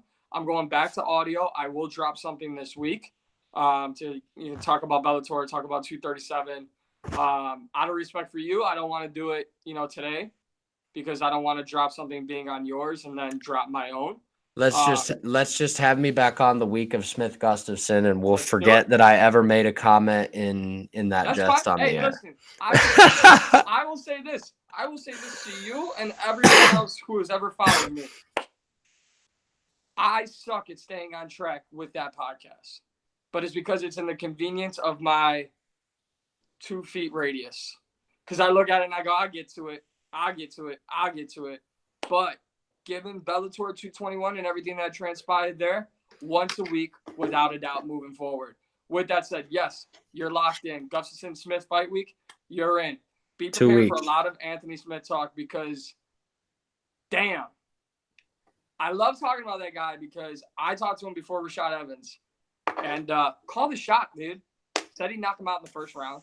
I asked him what was next. He goes, yeah, either OSP or Shogun are the fights I would like after that. Then he took the Shogun fight, knocked Shogun out in the first round like he told me he would, and then beat Volkan. So for me, it's really cool to talk to a fighter and then watch that fighter go out and do what they said they were. Exactly what he said. It is the coolest thing in the world, and that's why when we talk about certain fighters, I get really hyped because I've talked to these guys and I believe everything they tell me. Like right. I'm not gonna say I felt one way or another about Michael Chandler winning or losing, but what I will say is I'm so excited to see his next fight because I know it's coming from a business aspect. I know that Michael Chandler is only going to do what's best for business. So I digress from all of that. Yeah, I'm super excited to talk to you on my show for Gustafson Smith, but a fun weekend for Factory X. That's a big weekend for the light heavyweight division too. I mean, the top three fights on that card, there is a very large potential that division gets shaken up in a huge way. With that fight being the main event, Volkan and Ilir Latifi as the co-main, and then Jimmy Manuwa taking on a young and very hungry lion.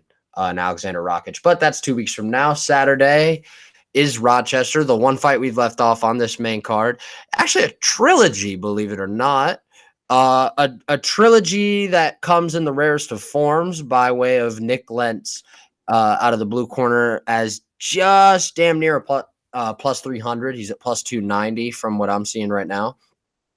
against currently, and as of today, after, like I said, UFC rankings, always on point, always right, always correct. The UFC randomly, for no reason, like they like to do, or the UFC's rankings, I should say, it's random shuffle at the bottom of the lightweight rankings now sees Charles Oliveira drop to 15, and he sits there heading into this third fight now, with Nick Lentz. For those that don't know, in their last fight, Nick Lentz, the second fight here is actually the last time Charles Oliveira has won a fight that has gone past the second round.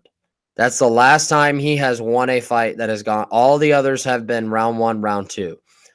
That was in 2015 at UFC Fight Night 67. That was Condit versus Alves. Their first fight was at Barry versus Congo all the way back in 2011, believe it or not. These guys have been around in the UFC for a while. That fight ended in which Oliveira landed a knee that was illegal, that was missed by the ref, and it hurt Lentz badly enough to the point that Oliveira was able to sink in a rear naked choke thereafter. How blatant and egregious was that knee? Well, the commission in which that fight took place, I can't remember. I think that fight was in Pittsburgh. The commission in Pennsylvania, if that were where that fight took place, overturned the result. We should know by now, any fan of the sport should know by now, no matter how obvious and blatantly clear it becomes that a fight result needs to get overturned, it's rare that it happens, and it happened in this case. That fight was overturned to a no contest. So now here they are fighting for the third time. I would see this kind of as a case in which they're probably struggling to find guys that want to, take the Oliveira fight. Because dude, like he's won 5 of his last 6, all by finish, 3 in the first round, has the most submission wins in UFC history, and he's not even 30 yet. And he has not fought a ranked opponent. Really, since being in the featherweight division. When he fought Paul Felder wasn't ranked. That was also on short notice. You kind of get what I'm saying. I feel like guys are avoiding him as best as they can, and that is the byproduct of how this fight came together. Yeah, it makes sense. I'm excited because obviously they fought twice, and the second time was the fight of the night, so they obviously can challenge each other. And like you said, that's the fight where Cowboy did not get the win in the first 2 rounds. So I think I want to pull for a pick Nick Lentz, not personally pull for Nick Lentz. I don't, no personal. We don't do that. Yeah. But when you look at, some of the guys at the top, and Nick Lentz, no disrespect, not at the top, but Paul Felder, like I said, lightweight, but Lamas, Pettis, Holloway, when he faces the top of the top. Fought all those guys. Yeah, that's where Cowboy Oliveira kind of, that's his loss. Different Oliveira, though, because I let it go. I let it go the first time. You said it twice. Did I really? Yeah, I let it go the first time because I thought you just said that just like out of like proverbial jest, which is understandable. Obviously, there's so many Brazilians and multiple Oliveiras, but yeah, no. The second time I was like, I gotta point that. Thank you. I can't. Yeah, I didn't even catch myself the first time. Of course. But yeah, when he's fought the top of the top, Charles Oliveira, in that division, it has not gone his way. So, well, that was at featherweight, but yeah, you're right. Yeah. But for me, I would like to see Nick Lentz. I'd like to see where this fight goes just because of what I said. Fight of the night, last time, no contest. It's a weird trilogy to have, but it's a trilogy for a reason. And yes, the UFC, it's obvious, has had, look at his last 3 opponents. David Tamor, Jim Miller, Clay Guida, 225, right? Yep. Like, keep Christos Giagos. That was really random. Very, very much so. Keep the submissions coming, Charles Oliveira, but I think Nick Lentz, it's not going to be a walk in the park. No. So with that said, I think that's all the intrigue I need. They fought twice before. First one ended in no contest. He's the guy who wants to fight him for a third time. I think it makes fireworks. Yeah, man. And anybody that signs on the dotted line for that fight at this point, at least if I'm the UFC, I believe that, you know, you give it to him.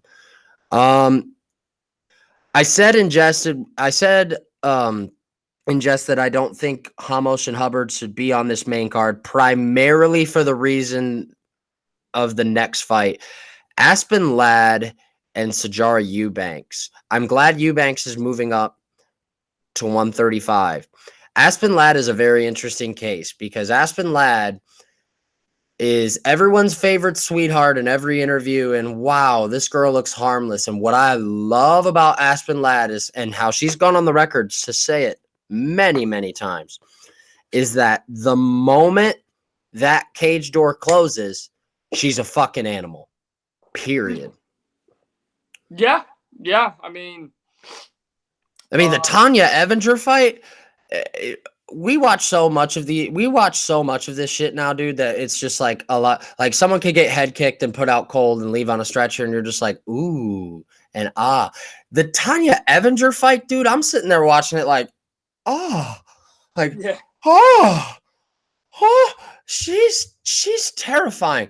And I think Eubanks is her toughest fight thus far in the UFC, with Landsberg and Evinger as her prior opponents. Your thoughts? Yeah, I would agree with that.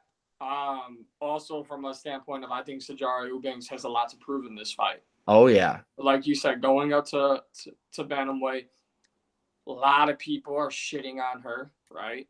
A lot of people overlooking her. And like you said, everyone's favorite sweetheart, Aspen Ladd. Sijara Eubanks not going to get all the fanfare in the world for this fight. So she's gonna come out hungry. And she's violent herself.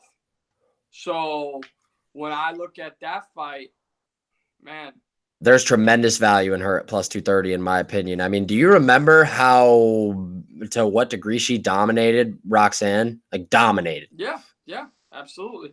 Who just took out a Shevchenko sister. Regardless, the lesser prolific of the two, however, that should mean something. Oh, it does. Absolutely.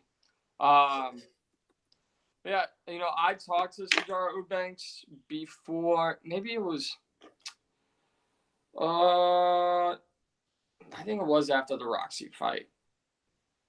I don't remember exactly. I think it was, no, I'm wrong. Anyways, I digress. Right. I think it was after the Lauren Murphy fight. Right. Yeah. But she just kind of carries this mentality of just being, I don't want to say being pissed off, but where like she fights angry and then goes through what she's gone through, with, weight cut and all that. And it's like, I want to see this fight because, Aspen Ladd's going to bring violence. So is Sijara. And so is Sijara. That's why this is a great fight. I really, really like this fight. Amazing fight. But look, as much as you may have an opinion on Austin Hubbard and how do you say that guy's name? Davi Ramos. Like, it's not at all because I don't like that fight. I do. No. I get what you're saying, but also understand this: you got to have a main prelim. Yeah, I've never been. I get that. I always have. I've never been. I don't like that train of thought. Like, if you're gonna have a featured prelim and you want to bring light to up and comers, here's a perfect one. How about two guys that combine for a 3-0 record in the UFC? And when you try to add it up and you combine these two guys' records and you include Tough in the Contender Series, it's like 5 or 6-0. Both of these guys combined to be 21-1 as pros, period. How about Trezano and Dawson? Yeah. Mike Trezano and Grant Dawson. That's a great that's a great featured prelim. In my opinion. However, the bout order is, less important to some than it is others. It is what it is. Running down the rest of this card kind of quickly. Desmond Green is back kind of relatively shortly after his finish of Ross Pearson. Excited to see that. I'm excited to see. I'm excited to see him fight, fired up in front of his home crowd in Rochester, as well as his opponent, who, in my opinion, man, I mean, I find it very. I don't want to watch Charles Jourdain tape this week, but I know I'm going to. Obviously, Charles Jourdain, his opponent, is at a plus 410 price tag right now, and that guy has impressed me thoroughly for his bouts in TKO. A lot of the TKO champs have been getting snatched up, with Marc-Andre Barrio making his debut a couple of weeks ago in Ottawa. Charles Jourdain was the lightweight champion, if my memory serves me correct. If not the featherweight champion, actually, now that I think about it, because what's dude's name? Ronson is the double champ right now. Jourdain was the featherweight champ, so he's, if my memory serves me correct, so he's moving up in weight. Maybe that's why such an inexpensive buy Desmond Green would be at minus 525. Danny Robert. Okay, here's the fight that I think is going to steal the thunder on the undercard. Danny Roberts takes on Michel Pereira. Mike, have you watched a Michel Pereira fight? That's all you, brother. So you have no clue who do you not have any clue who I'm talking about? Like, this is the first time you've heard of this guy. Yes. Okay. And I don't blame you. A lot of people haven't. Now, if I stop here for a second. Right. Now, does this jar your memory a little bit? What about the guy that you may have seen in the headlines, or may have seen a headline close to the proximity of, dude, this guy does like backflips and runs off the cage. Oh, yeah. Yeah, that's him. Yeah, he's making his UFC debut. Okay, Yeah, against Danny Roberts. People are going to watch that fight and they're going to be like, what the hell, dude? I've never seen a guy fight like this. How that's going to translate into the UFC is very fascinating to me. However, not only has he gotten here, that's a celebratory, fact for he and his team by itself. He has only lost one of his last 9 fights. Something he's doing is working. Not only has he only lost only one of his last 9 fights, he's finished 8 of them. So, and Danny Roberts, again, tough debut. But of the 4 promotional newcomers on this card, I believe only Felicia Spencer comes with better odds. Pereira at plus 225. I think that Danny Roberts probably takes care of business here, but how he's going to neutralize such an calling it awkward is an understatement, dude. I mean, this guy has a style in which no one has seen. So, yeah, we will leave that at that. Show, bro, because you know all the talent. That's what I'm supposed to do, man. What am I supposed to do? Dude, your presence alone serves a big time purpose. I mean, look, dude, if you go in the comments on this video by itself, someone gave you a compliment. Going to see who it is. My mother. It's my good man Max Friedman. Oh, what's up? What do you say? Max Friedman said that Mike P really is well spoken. I would like to meet him one time I'm in Chicago. Be still my beating heart. Thanks, Max. I appreciate that. There's what you serve, bro. Don't second guess yourself on my show. Do it in our text all you want, bro. Do it in our text. Well, no, here's the thing, and I should almost clarify for people who haven't heard of me or seen my work, and this is my first time doing the bottom line with you, is that I give guys like yourself, guys that work. What's up? Go ahead. No, finish. No, it's boxing. Finish. Oh, okay. If anything happens to this Wilder fight, I swear to God, no. I'm gonna go. All right. No. Big fight in August. But finish first, and then I'll say it. So for those that have never seen me, so I give credit to guys like yourself, Marcel, Max, Michael Fidel, Nolan King. There's a lot more that come to mind, but All fantastic men. You guys all kind of like fall right into this category. You guys know everybody. James Lynch obviously talks to everybody. I can't talk to everybody because I don't have it in me. So that's why when I kind of keep to the more so top of the food chain and local, as I'm trying to grow more into guys that we'll see on the prelim card and this and that. But you guys, the guys I just mentioned, you guys do such great work on the names that not everybody knows, where I try to dive in and really break down the guys that everybody knows. Because the problem with knowing the guy that everybody knows is that since everybody knows them, they think they know everything they do. Right. So right. That's where I kind of try to come in and put on a different perspective, you know? So, yeah, I give guys like you all the credit in the world and the others I mentioned, because you guys really lock into what the up and comers and what the guys that not everybody's talking about. You guys really kill it in that area. Well, you see me in other sports, dude. I mean, I was balls deep in this NFL draft. Yeah, Balls deep. And I'm going to be, dude, I mean, I believe for one of those sites I contribute for, I'm going to plant a seed, at least to my editor over there at sportsregime.com, that once the lottery's out tonight, by tomorrow, I'll have my first NBA mock draft. Okay, well, as long as the Knicks take Zion Williamson, we're all good. Well, you got to see. Gotta see what's number one. Danny Garcia versus Mikey Garcia is almost a done deal for the Staples Center in August. I'm in too, but I'm questioning why Mikey Garcia is continuing to beat this welterweight horse. You know, it's hard for me to imagine that fight going any different than the Spence fight, just because the biggest thing was just how much bigger Spence was. Right. Than Garcia. I mean, Danny Garcia is the same size as Spence. Right. Maybe not as big. I'm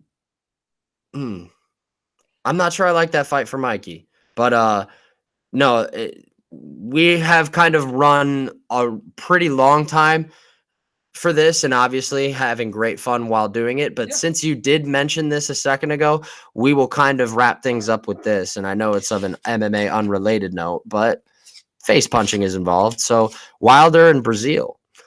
I'm psyched for that fight. Man, it really sheds a light, though, on MMA fans complain so much about, oh, this guy should fight this guy, and what's the UFC doing? Dude, MMA fans should go to bed every single night, religious or not, having been to a day of church in your life, and get on your knees and thank God MMA is not like boxing. Yep. Just thank God. Could you imagine if MMA had 4 belts in each division different? See how awful that all sound? Or, okay, here, we'll paint a better picture. Could you imagine if boxing was all pretty much singularly under the same roof, and we really did know who was the champion in each division? And dude, and not even let alone, I say 4 belts. The WBA by themselves sometimes have 3 for no reason. I got one for you, and this should end the conversation on this. Mm-hmm. I got to pull it up, but as I'm pulling it up, 1, I want to thank you for having me. 2, of course. I want to say that the Knicks better get that number 1 pick. Right. 3, I almost forgot it's Deontay Wilder fight week. It is, and I'll tell you right now, that is not the biggest fight in boxing, or it's the biggest fight in boxing this weekend. It's not the fight in boxing in which I am most excited for. So let me tell you this though. Here's why MMA fans need to be happy, and all due respect to these fighters that I'm about to mention. But this is the MMA equivalent of what boxing currently does. Imagine Dustin Poirier goes on and beats Max Holloway at UFC 236 like he did, wins the interim belt. Now, MMA gods have blessed us with the reported expected fight in Abu Dhabi of a unification bout. Well, what if after winning the title, Dustin Poirier defended his interim title against James Vick. Oh, dude, or like that's boxing. Oh, dude, That's or boxing right there. or like Alvaro Herrera, Mm-hmm. like, or a newcomer, or a UFC newcomer. That's boxing. That is boxing. That's boxing right there. And all due respect to James Vick, it's just different levels, man. Different levels. You know, the UFC kind of did somewhat of a boxing thing back in the day. They used to do, because like a perfect example is the WBC's 168-pound champ right now is Gilberto Ramirez. Gilberto Ramirez, a couple of weeks ago, took a random out of nowhere fight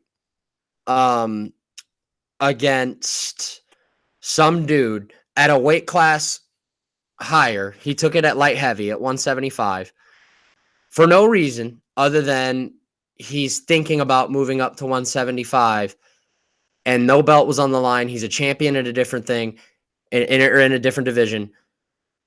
That reminds me kind of a la of Anderson Silva, Forrest Griffin, Anderson Silva, Stephan Bonner. You know what I'm saying? It's the same exact thing, pretty much. Yeah. They don't do that anymore.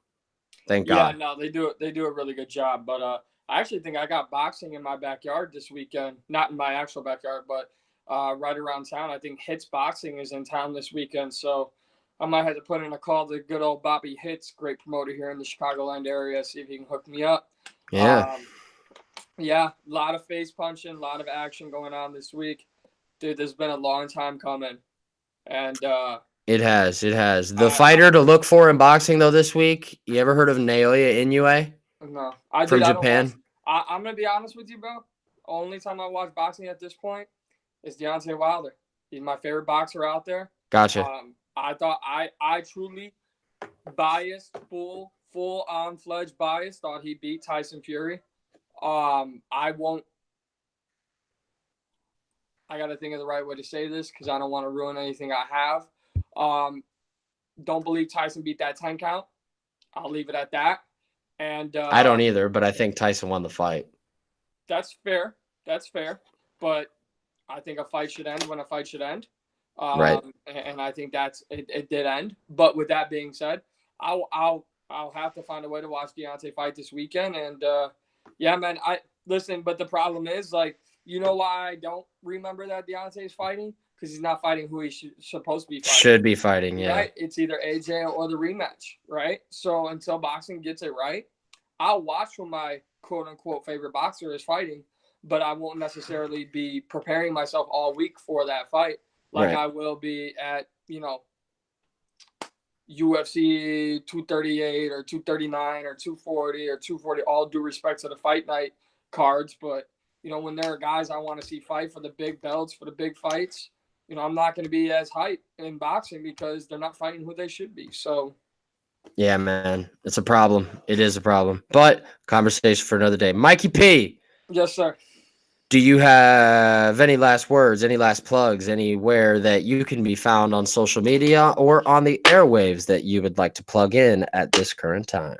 Only thing I want to say is, big thank you to Bellator for having me last week. Big thanks to the champ now, Patricio, for retweeting my article I wrote about what he said after the fight. Very nice. It's not gained enough steam. I thought I would pick up some steam because I think I was the only one to talk about it. But he's eyeing a fight with Canelo Alvarez. If you put 1 + 1 = 3, which it doesn't, but somehow if you work the fine math, you could see that maybe Patricio's onto something here with the zone being involved with that. So I would encourage everyone to check that out. I think in the coming days I'll have a article or two still on Bellator 221.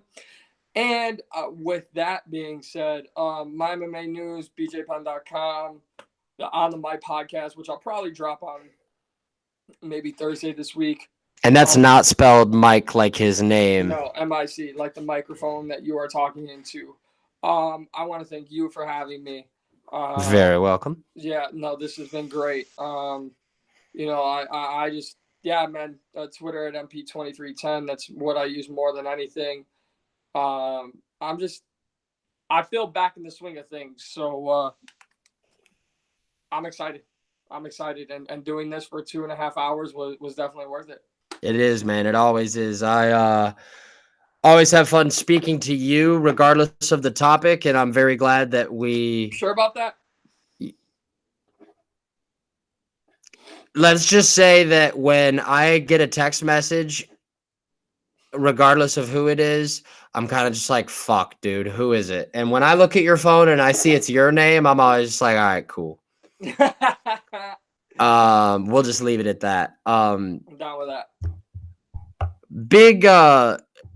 Big thanks, yes, to Mr. Pendleton here, who did a fine job last week covering Bellator in Chicago's outer area. I look forward to my continuous interactions with this man, as well as meeting him in person for the first time in a few weeks. And yes, I'm going on the record to say that as much as I possibly can, because that's big. I am coming. But I have the money. I mean, what do I, dude? Do you know what kind of car I drive? No. Try a Prius. You know, you think, how big of an issue is gas going to be for me? None. Well, all right. Well, I like to hear that. But hey, I saw you get pulled over a lot, which is even funnier because you get pulled over in a Prius. Dude. Ridiculous. Damn hoodlums in your Priuses. Oh, my God. I'm actually taking my baby to go get a car wash after this podcast. So get her nice and sudsy. Yeah, hopefully I can keep her clean for 3 weeks. Probably not, but we'll definitely we'll be taking my car, and I'll be driving. You're more than okay to do that. I don't want anything to do with driving in Chicago. Non-sports related, biggest criticism I have, biggest hot take I have, driving in Chicago is worse than driving in New York City. Dude, it felt like it. When I was there last year, it felt like it. New York City did the smart thing. Most streets just go one way.